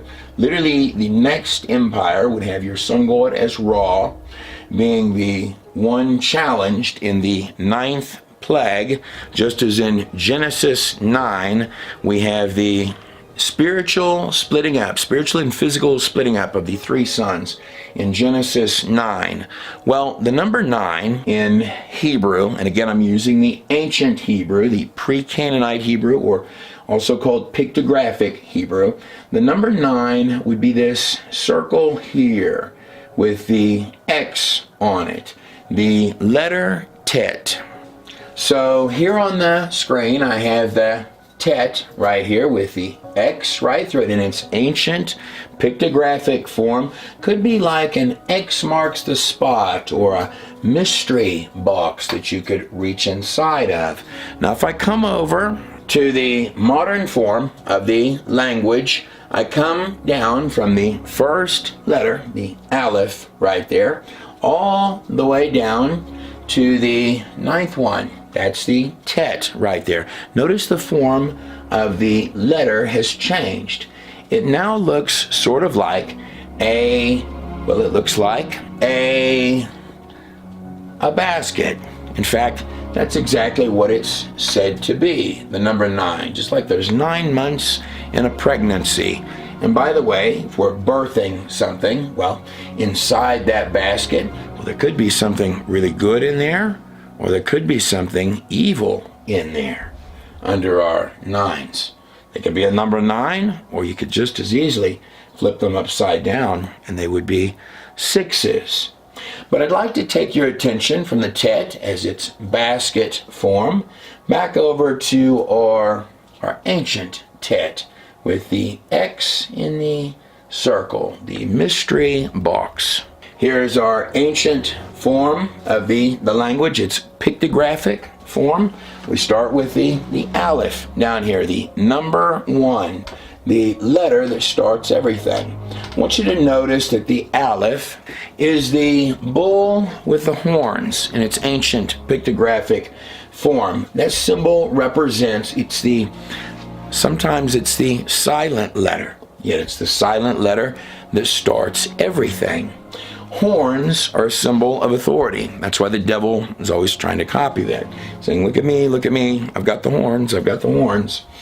The Aleph, or the number 1, the silent letter that starts everything, is drawn like this, pictographically, or over here I have my modern form of the Aleph. The Aleph in its modern form is comprised of 2 yods. Now if you remember, each yod is a number 10, symbol of God himself, for God himself, like a thought dangling between heaven and earth. Between the two yods is the symbol of the Vav, the number 6, the symbol of a man, meaning man is surrounded by God, as that first letter, the bull with the horns. Aleph is the father of the alphabet. In fact, the Aleph and the Bet are the first 2 letters of the Hebrew language. It's where we get the word alphabet, the Aleph and the Bet. But taking our Aleph and coming inward from the number 1 all the way down to the mystery box, the circle with the X, the letter of the Tet. Well, I take my ancient Tet right there, and I move over to my modern Tet, which could symbolize a basket. Could be something good in there, could be something evil inside of there. Tet is the least used letter of the entire Hebrew alphabet. But the Tet is a very special letter. There are only 7, or in some Hebrew Torahs, 8, what are called tagan, or crowned letters. The Tet, the number 9, happens to be one of those crowned tagan letters, meaning that it actually has 3 forms. It has the ancient form, it has the modern form, and then its last form, or its tagan crowned form, is something a little like this right here.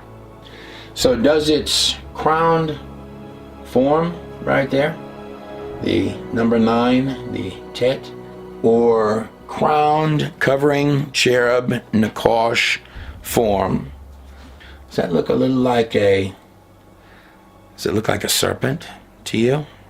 So our basket that might have something good or evil has now become a crowned snake. And that third form of the Tet, the number 9 right there, the tag and crowned form of it, like maybe like a chess piece on a spiritual chess board. What I know is this: the first place we find our serpent, or Nakash, is in Genesis 3. In fact, it's right here under the fall of man. It's where we first find our serpent.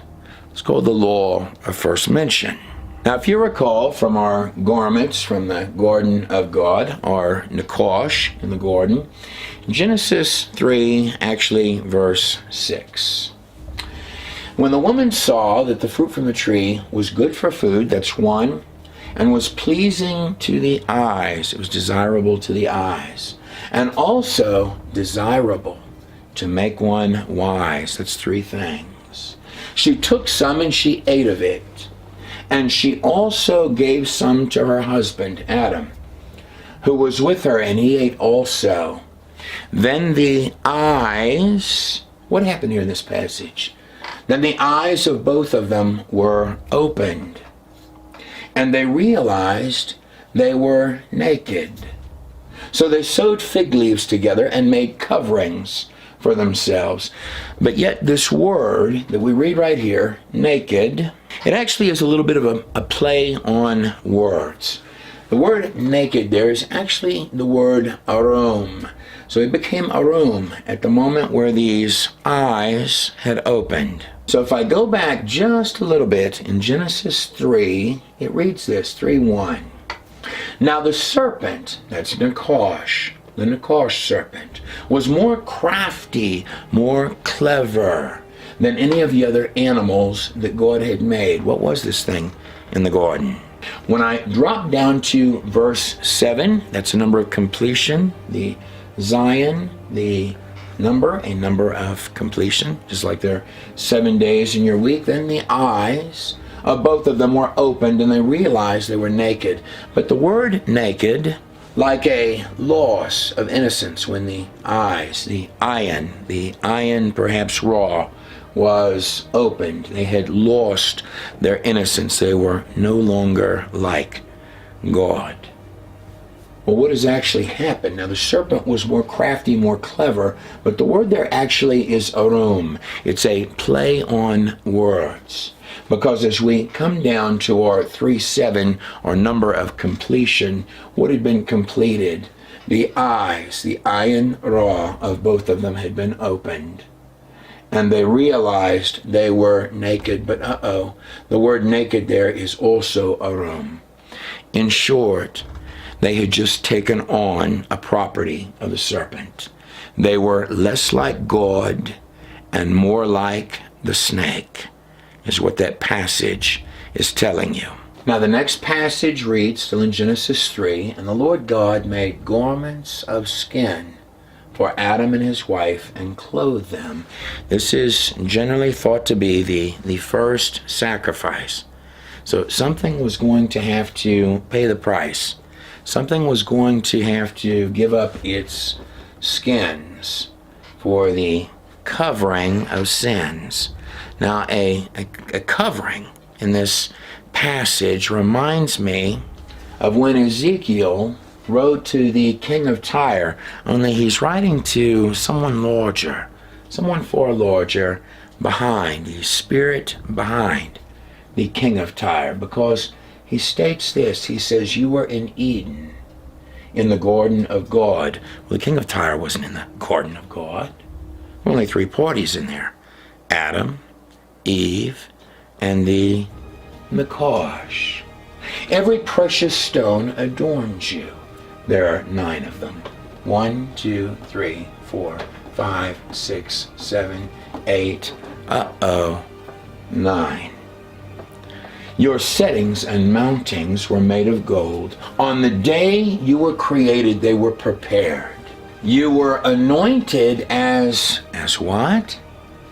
As a guardian cherub, a covering cherub. For so I had ordained you. You were blameless in your ways from the day you were created until I cast you out of the heavens, O guardian cherub. For wickedness was found within you. Now, if I come back to Genesis 3, where the eyes had been opened, and the Lord God said, the man has now become like one of us, knowing good and evil. The ayin ra had been opened. He was no longer innocent.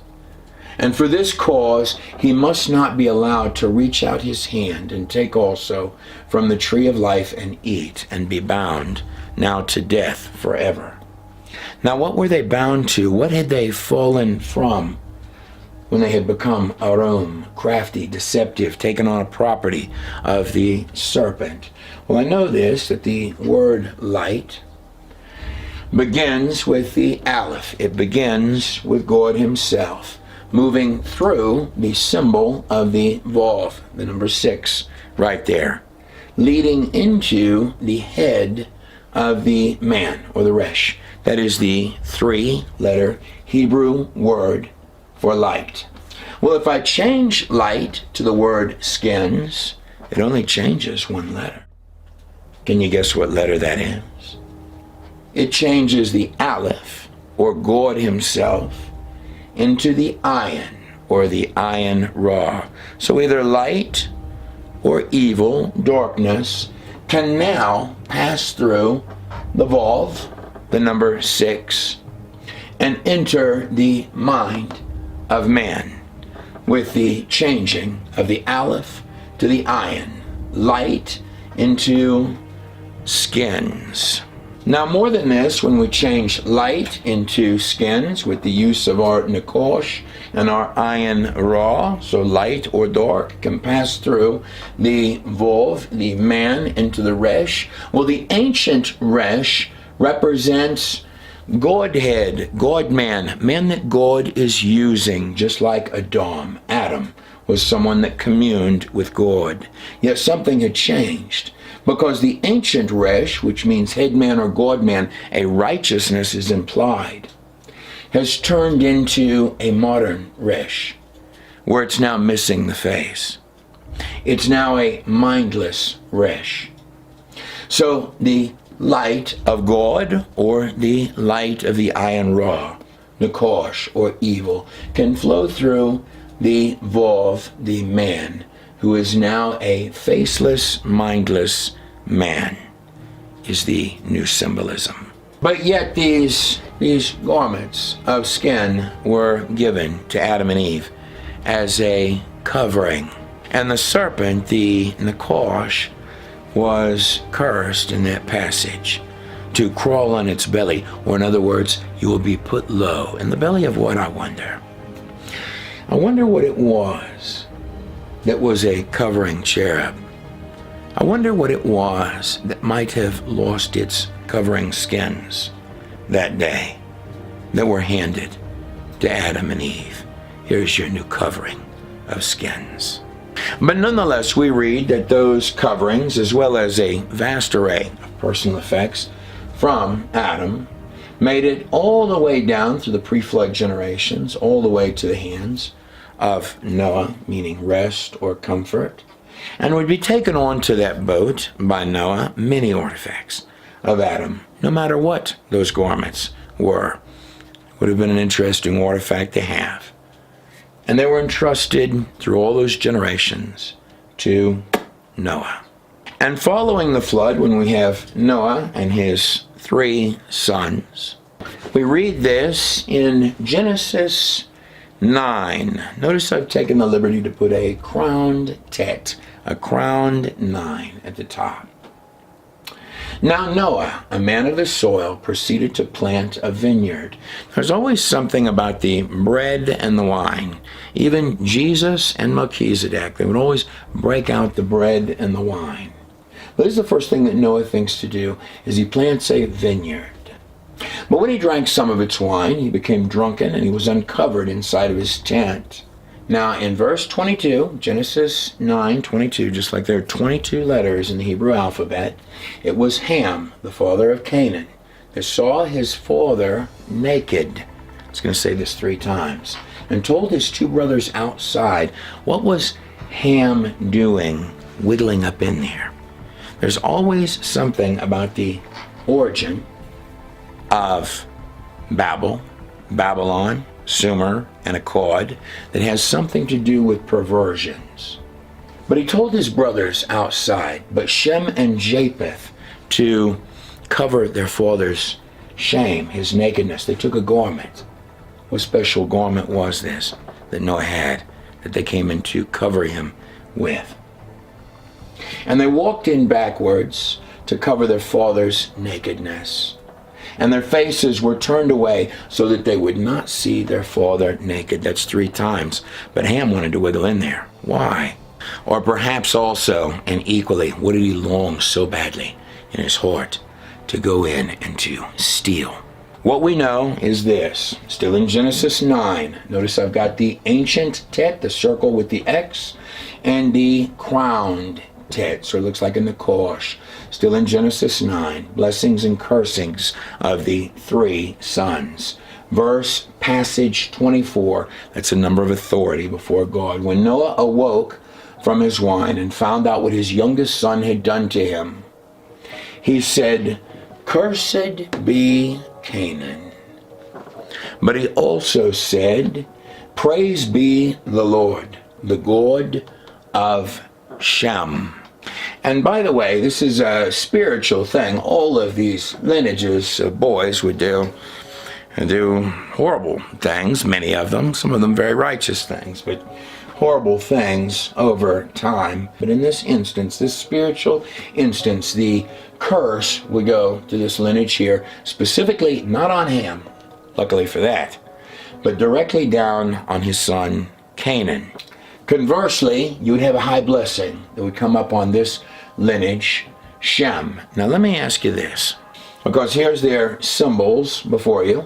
So right here I have the symbol of the first sun god of all earth, Utu, or the Shemesh, right there, his symbol, portraying that he has been blessed. He is one of the three. 1, 2, 3. I believe the youngest from this image, wearing the same garment as the Utu here. Does his sun disk, his calendar, right here, look an awful lot like the ancient Tet? Just lay it in your hands. And here's the modern Tet, the crowned Tet. But if we look at Shem, we have the symbol of the Shen. It's the letter right before, it's the number 300 is what it is. It's the letter and number right before the cross, the tov, the sign or mark. It is a letter or a symbol of high blessing, high authority. The number 9 is it's a number of urgency, possible danger, like 911. The symbol of the Shen, that is the unspeakable name, the hidden name of God, is the symbol of Hashem. It is the consuming fire, the teeth, or it could look like a crown of a king, because it is a crown for a king. So what would this lineage here be, claiming false blessing with the Tet? And the possession of these garments of skin. Well, in Yasher 7, it reads that Noah took them, the garments, and they were with him until he went out from the ark. And in their going out, Ham stole those garments from Noah his father, and he took them and he hid them from his brothers. And when Ham begat his firstborn, that is Cush, he gave him those garments in secret. And they were with Cush many days, and Cush also concealed them from his sons and brothers. And when Cush had begotten Nimrod, the little baby of the family, the grandbaby of Ham, he gave him those garments through his love for him. And Nimrod grew up, and when he was 20 years old, he put on those garments. And Nimrod became dark Lord Nimrod, at least in his own mind, became strong when he put on those garments. Now, were these covering garments, would they possibly have been, I'm just putting this out there, would these have been same colorful garments or skins that might have been taken from an ancient snake or devil himself? Colorful garments and skins of the Nakash, the actual serpent, starting the first dark empires of earth. Were those the skins that Nimrod was wearing? Now, from the serpent's perspective, the Nakash's perspective, to go from being a guardian cherub to being downcast to now the serpent was more crafty than any of the other animals, just another animal that God had made, a crafty one. To go from being a guardian cherub to perhaps losing your hide, your skin, and for God to literally say, okay, I think I'm going to take that guardian skin right off of you. If that's what we have in view, there's a lot of speculation there, but I lay it in your hands. But if that's what the situation were, that a once guardian cherub has been lessened, and man broke the only one rule, just don't touch my tree. But seeing as how you do as thou willst, and the serpent, a once guardian cherub, is the encourager as opposed to the coverer, perhaps, here you go, why don't you take his skins You be your own covering cherub, Adam, since you can't even follow one rule. And that snake, well, it was just a clever animal that I once made. Could you easily see how that creature would not only be angry at you, wish it could be you, and desire to destroy you? Another way to phrase that would be this: is anyone ever going to come and lay down their life to save the snake? You know the answer to that, and so does the serpent. But those garments, no matter how shiny or colorful that they were, I used to believe, actually very strongly, that those garments were something more noble, like possibly a lion, or maybe even a sheep, or a lamb, and they may well be. I wasn't there. But this is what I know about those garments. They were never a badge of honor. For Adam and Eve, or even for Noah, the garments were never what Nimrod thought they were. They weren't a badge of honor. They were a covering of shame. That's what they were, no matter what creature that they may have come from.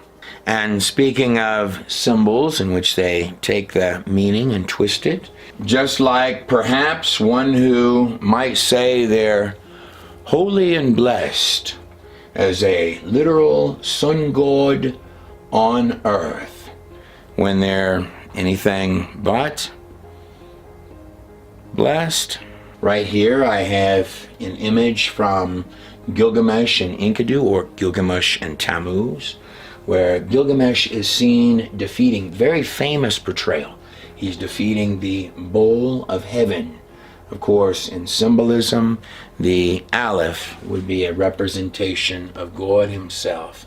So through this lineage here, we're portraying later on walls that we are bigger than God. We are defeating the bull of heaven. In Egypt, they would sacrifice the Apis bulls for the goddess Hathor. Here's again a goddess. This is the goddess Hathor. She's got the same symbol on her head, the birth canal, or the womb, with the sun god resting inside of it. This is at the temple of Hathor. Underneath, we're birthing a whole string of serpents. But for Hathor, we'll be sacrificing the bull, the Apis bull. The Apis bull will lay down its life for Egypt. What are the Apis bulls? So they were sacrificing these in the first dynasty of Egypt? Yes, the sarcophagus is the only. So look how many of these chambers. Right, but these are tombs for cows. They were burying cows, holy cows. All tomb for the cow. Holy cows is what these are. Holy cow. That's where you get the term holy cow from. Look at the size of these. They're enormous. They're granite. And this hallway is enormous. It goes this way and that a long ways. So you can actually see very clearly why God would be so upset when Moses came down from the mountain with the 10 Commandments, and they had a golden cow. This is actually one of the first gods of ancient Egypt that they're now bowing to worship to an idol of. And the first of the 10 Commandments is no other gods before me. In fact, the first 4 are all about honoring God. Yod, He, Vov, He. Honoring God, first 4.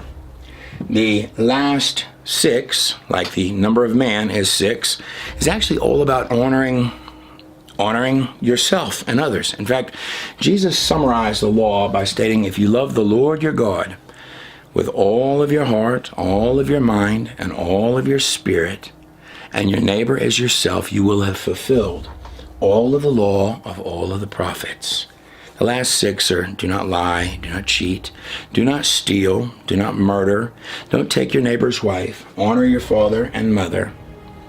Which one of those? Because it's always these systems that want to take those and flip them upside down. Which one of those, beginning with honor the Lord God, don't bite the hand that feeds, but honor him. Which one of those are rules that we should do away with. But Hathor, seen right here, birthing her whole array of serpents at the Temple of Hathor. Well, this is the Narmer palette in my hand right here. It's quite literally one of the originating documents of all Egypt. At the top up here, these characters look a lot like Tammuz, the goat, or the Baphomet, the Dumazid, don't they, up there? Our Pied Piper, Pan. Well, that's actually on top. That's the cow goddess. That is the god Hathor on both sides, on the adorning the top of the document. Also, these strange creatures almost look very prehistoric, like a lot of stuff from the ancient world, particularly before the flood and shortly after the flood. Those are some weird-looking creatures they have captive there, like a lot of stuff on stones. The god Hathor is who they had run back to when they made their golden cow out there by Mount Sinai. All of these systems, just like where we first began, and all of their circle calendars encapsulated by the serpents on top of our ancient sun gods from Egypt to the inception of ancient Babylon, where the Tower of Babel was, all come full circle, just like the Ouroboros, to the worship of the ancient Nakash, the ancient serpent. That right there is a priest of the sun god Ra holding a staff, throwing it down to become one of the first gods worshipped on all earth, from the rising pyramids with the eye on top of ancient Egypt, coming right over here to where the Tower of Babel actually took its rise in ancient Eridu, where you find the first gods of Egypt. In fact, you find literally hundreds of these little idols. This is quite literally the origin of Babel, or what you would today call Babylon. These are little idols that they had. I've got him covered down here. It's clearly a male one. And do these heads on the screen, like this one from Iran, do they look strikingly like these idols that I'm holding? This is the female. This is the male. Look very amphibious and reptilian, don't they? And hundreds and hundreds of these all over the place out there at these sites. An archaeological dig at Eridu just after World War II revealed about 1,000 bodies that had been buried during the Ubaid period. That's the period that these come from. They come from around where that Tower of Babel was. Buried during the Ubaid period. Of 206 sets of remains the archaeologists exhumed, all of the crania had been deformed in one way or another. This one here is from Iran. This is what they were worshiping out there around the Tower of Babel. Right here, right there, where that tower would take its rise. And these strange heads, or elongated heads, that you find out there all around, specifically Eridu, where that Tower of Babel was, are very, very similar to these, which are found around temple sites, just like the Tower of Babel. And I don't know what these are. They're strange, and there's lots of them. And there's a lot of little technical differences between one of these and a natural human head, which I've covered on a lot of different videos. But you just look at it and say to yourself, there's something strange about this fella. And not only this, and by the way, does this head here look similar to these heads here, of which hundreds were found out there by the Tower of Babel? Here's my Namu, or my Tiamat. Namu is the older name of Tiamat, the serpent goddess, the mother goddess, the Gaia mother goddess. Right here I have one that's trying to copy this one, is what's believed. What's commonly believed about these two skulls is that this one here was trying to copy this one here, but the even larger discovery of what may be or is possibly true is that this one here appears to have been a God in a Nutshell fan, and it's mainly believed to be true because of the God in a Nutshell hat that this one was recently discovered wearing. It's a God in a Nutshell fan. It's got a Truth is in the Journey hat on, which has got the little God in a Nutshell logo on it right there, giving all praise to Yud He Vav He, Lord God of the universe, on the hat that it's wearing. Ones that look like this, we're trying to copy ones that look, let me cover my male one up, like this. That would be my opinion. These are what the new sets of films look like, guys. Here's what they actually look like. Here's what a set of them would look like when you order them. You can also get a full pack of 3 sets. We have some package deals there, so you could have one set for yourself and some for friends. We also, honestly speaking, guys, I believe that these, including these VOVs that are back in there in the partner section, and also here's the VOV Part 1. That's what that looks like. And here in my hand is the VOV Part 2. I truly believe this is probably some of the best work that we've ever done. Here's what the sets look like. You can immediately stream all of the films by coming right over here in the shop section of the God in a Nutshell website where it says partner streaming. That will let you into the partner section on the back of the screen back here. Here's what that looks like. And as you scroll down, all of these films, including the new Genesis series, all of those films are there. But a lot of our older films are in there as well that you can stream. The partner section, you can stream any of the films that you want for, that's roughly the cost of a movie ticket. And I thank all of you for supporting God in a Nutshell. Around temple sites thought to be gods or royalty, around temples to the sun or the moon in South America, or temples like those to Quetzalcoatl or any of the other variety of names of the winged serpent god of the air, Lord of the air, are where these are found. And this one, the female of the 2 that I've got in my hand, there are hundreds and hundreds of these, and it's nursing a child. The mother goddess serpent could be described as the Babylonian Tiamat, is what she is right there. And if we go back just a little further in time to where the Tower of Babel actually took its rise in ancient Eridu, this serpent goddess right here would be called Namu. What was it that they were worshiping? Right here at these sites, it was right here where that tower took its rise in Eridu, where these were found. Literally hundreds of these little idols. Kind of this is what they were praying to, that they believed was just behind the scenes of their ancient temples. And surrounding these, you have many, many hundreds, maybe thousands of these.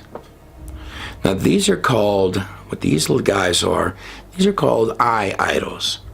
They're little spookies, little wisps, almost look like E.T., that they believed were just behind the scenes of their reality.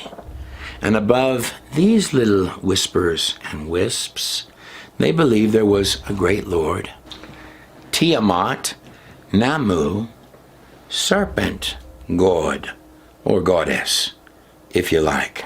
The spirits inhabiting their Apkelu, Jinn, pre-flood copy, their conjures.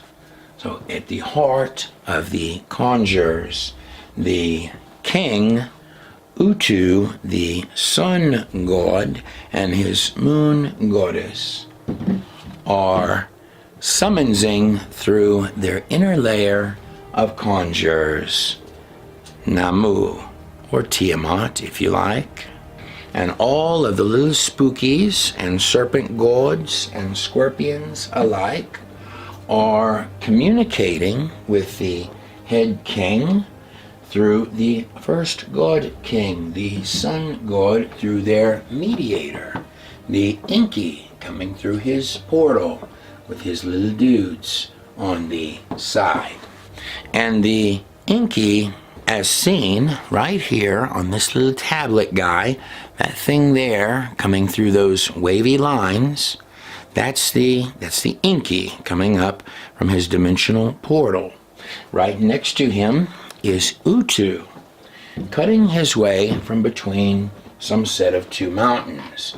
So all of this occult stuff, the worship of the Nakosh, the serpent, which of course pops up from our pre-flood world, going from the Romans, the Greeks, the Persians, the Babylonians, the Egyptians, back to the Assyrians. All of the other cultures stretching down into India and Asia, down into Africa, then on into the Americas. We have full records for all of this, going through these lineages here, and ultimately back to the very beginning, where you had at the very top of the top the worship of the serpent goddess. All of it comes back to right here, this side of the flood, right here, where in fact it was Gilgamesh who told us that he took a journey from here with his friend Enkidu, otherwise known as Tammuz.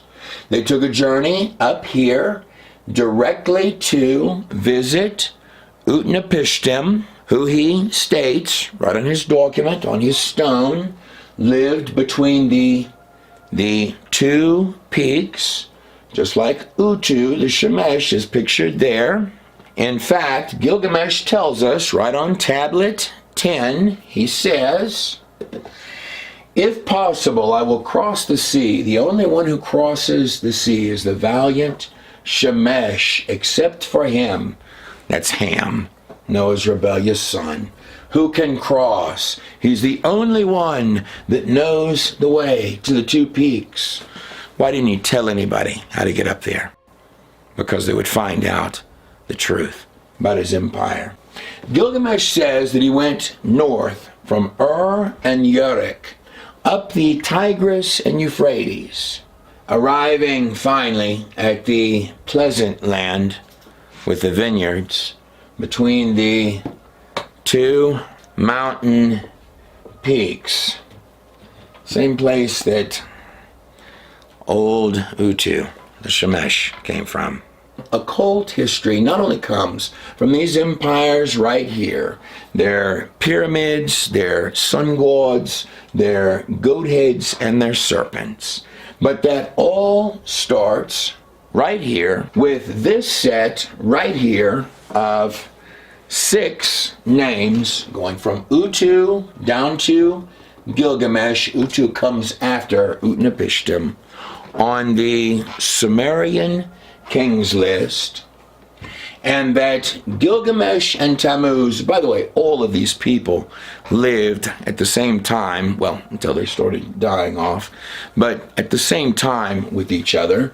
Gilgamesh, number 6, Tammuz, number 5, were both best friends. Gilgamesh, the best friend of Tammuz, he's born through the house of Lugalbanda. That's the second in command under Nimrod, whereas Tammuz, born of the Enki or Enkidu, treated as a royal son, but claims to have an occult origin, possibly coming through this strange one, Canaan. But Tammuz, or flute player Pan, or Pied Piper, the goat Enkidu, and Gilgamesh, the one who states on the Sumerian king's list, Gilgamesh, whose father was the unseen one.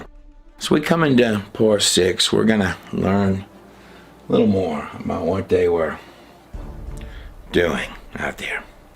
It's a lot of work, by the way, to coordinate these names on this list with the biblical text.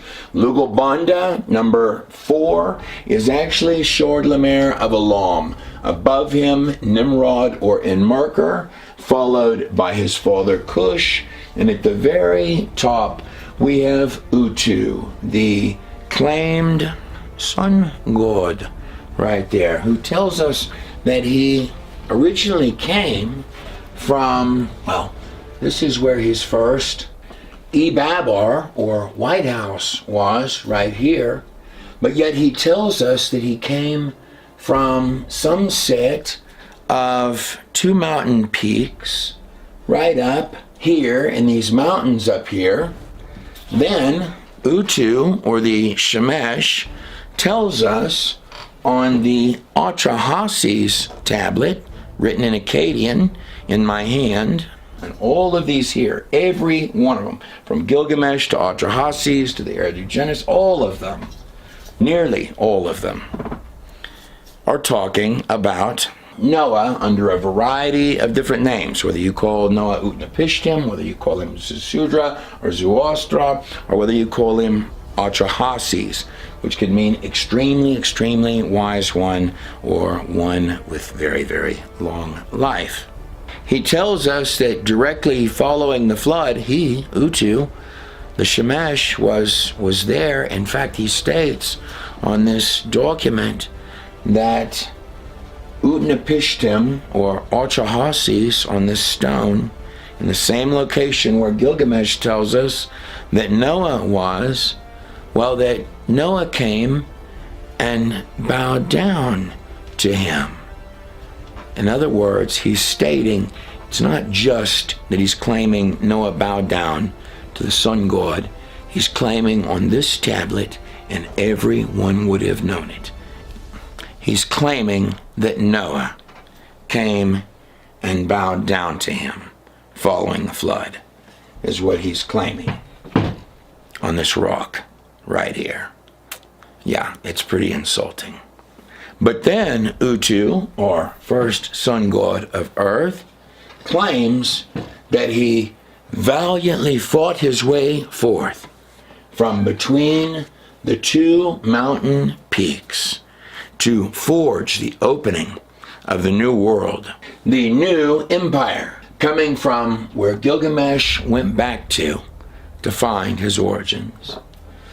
Coming down, here's Utu fighting his way out from between 2 mountain peaks, just like right here on this little rock. That's Utu, and this behind me is a close-up of this same little seal, the Aura seal right here. What you have on this, so this is Utu when he's valiantly coming forth. And here he comes forth. This is simply another cylinder seal, just like this one. His head fraudulency himself, emerging forth to forge the first empires leading all the way to this day of all earth, fending off the elements all on his own with his little knife in his hand. These represent 2 mountains that he's coming forth out of. Same place that Gilgamesh went when he was trying to visit Utnapishtim. These are 2 mountains. That's Utu.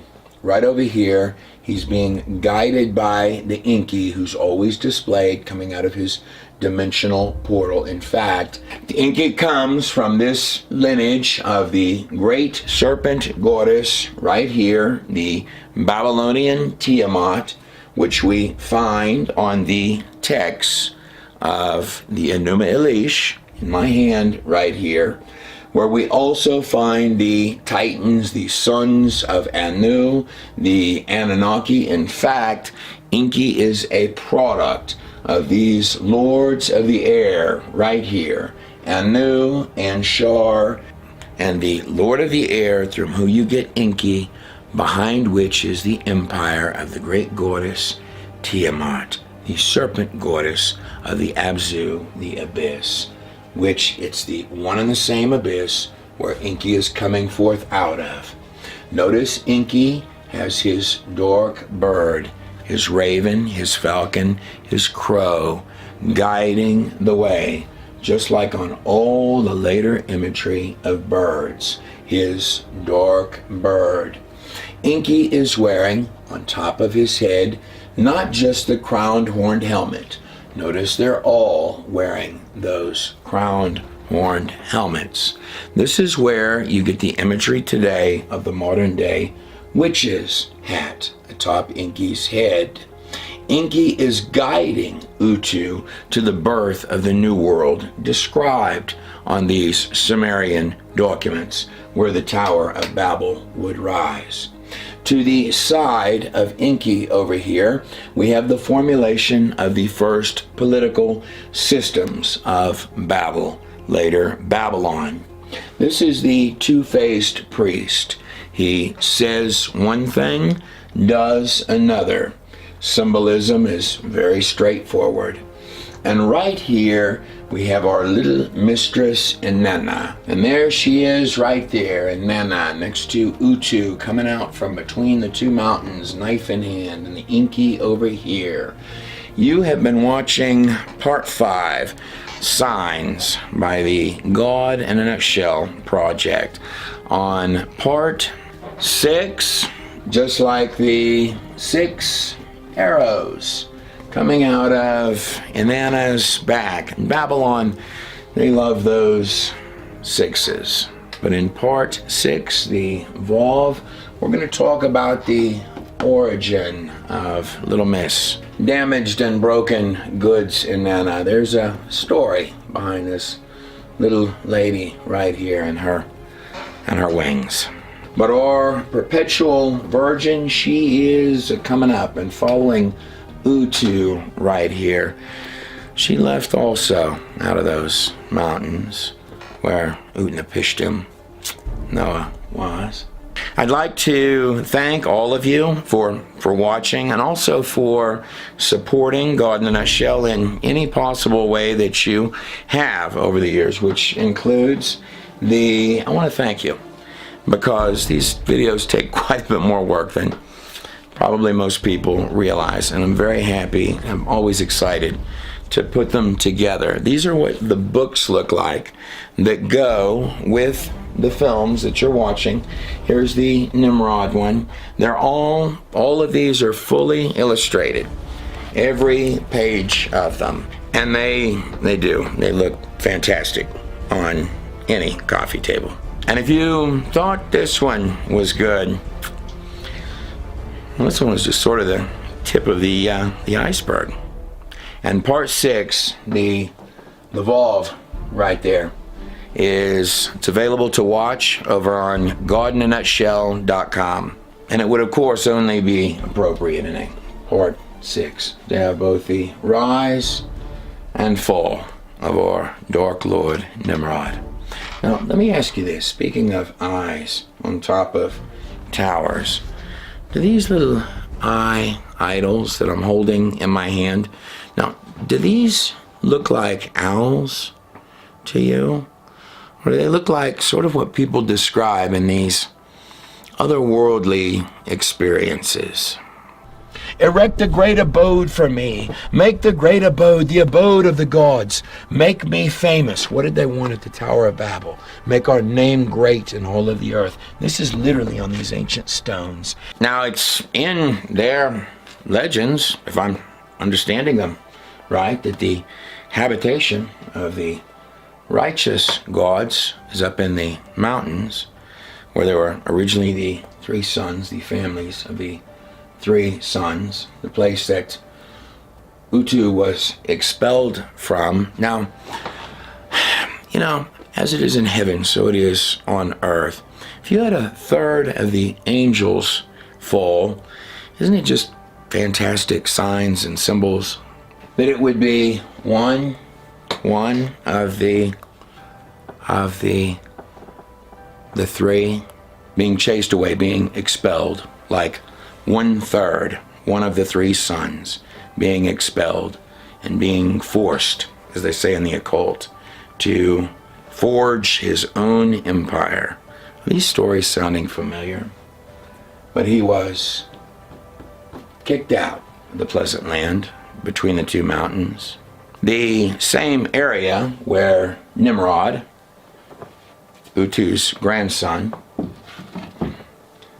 on the Sumerian king's list, would be writing these stones, called in Merkur and the Lord of the Rata, from right down in here, all the way up here to the Lord of Arata, who lives between the peaks of the Ararat Mountains. Again, all of these stones focus at their heart on one person, and that would be Noah right here, who goes by literally hundreds of names covering that flood story. And then you have Utu, the Shemesh, Ham, the sun god. Cush, or Meshki and Gasher, would come next, founder of the city of Kish, or Cush. And then in Merkur, or Nimrod, writing these little stones, like the one I have in my hand, up to the Lord of Arata in the mountains, where Utu was initially kicked out of, but lied about it, and there's a story behind that. And I'm going to tell you as we move into I'm going to tell you. For now, it's sufficient to know. He's writing these rocks, Nimrod was, to someone important, someone very important, only person he thought about. These were the longest letters and documents he ever wrote, up to someone seeking approval, being arrogant, but also seeking approval, like arrogant men do, to someone that didn't give him great replies. Told him basically, who are you? You're nobody. In response to all his many messages. Someone up there in those mountains in the pleasant land, where Gilgamesh had gone and where Utu had come from. The abode of the gods, make me famous, make me prosper, make the Abzu, that means abyss, the underworld domain of the god Enki up here, that comes through his little portal, the portal of the Tiamat, the serpent. Make it grow for me like a holy mountain, to make me, Nimrod, famous in all the earth. That was written by Nimrod. I'm Trey Smith of God in a Nutshell. In part 6, we're going to be watching the rise and fall, amongst other things, a lot of other things, but the rise and fall of Dark Lord Nimrod. God bless every last one of you and your families on the other side of the screen.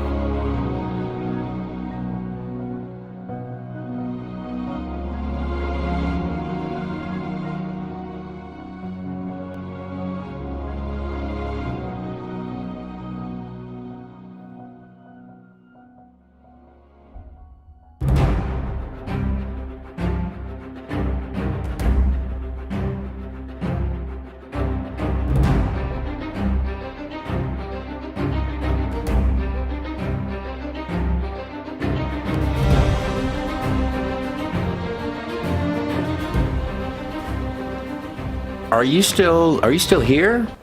The movie's over. Here's some clips from the Vav. One clip from the Vav, part 1 and 2. These are the words of Lucifer and his many sun gods. Yeah, look how quick God deals with this, just like this. Yet thou shalt be brought down to hell, to the sides of the pit. And they that see thee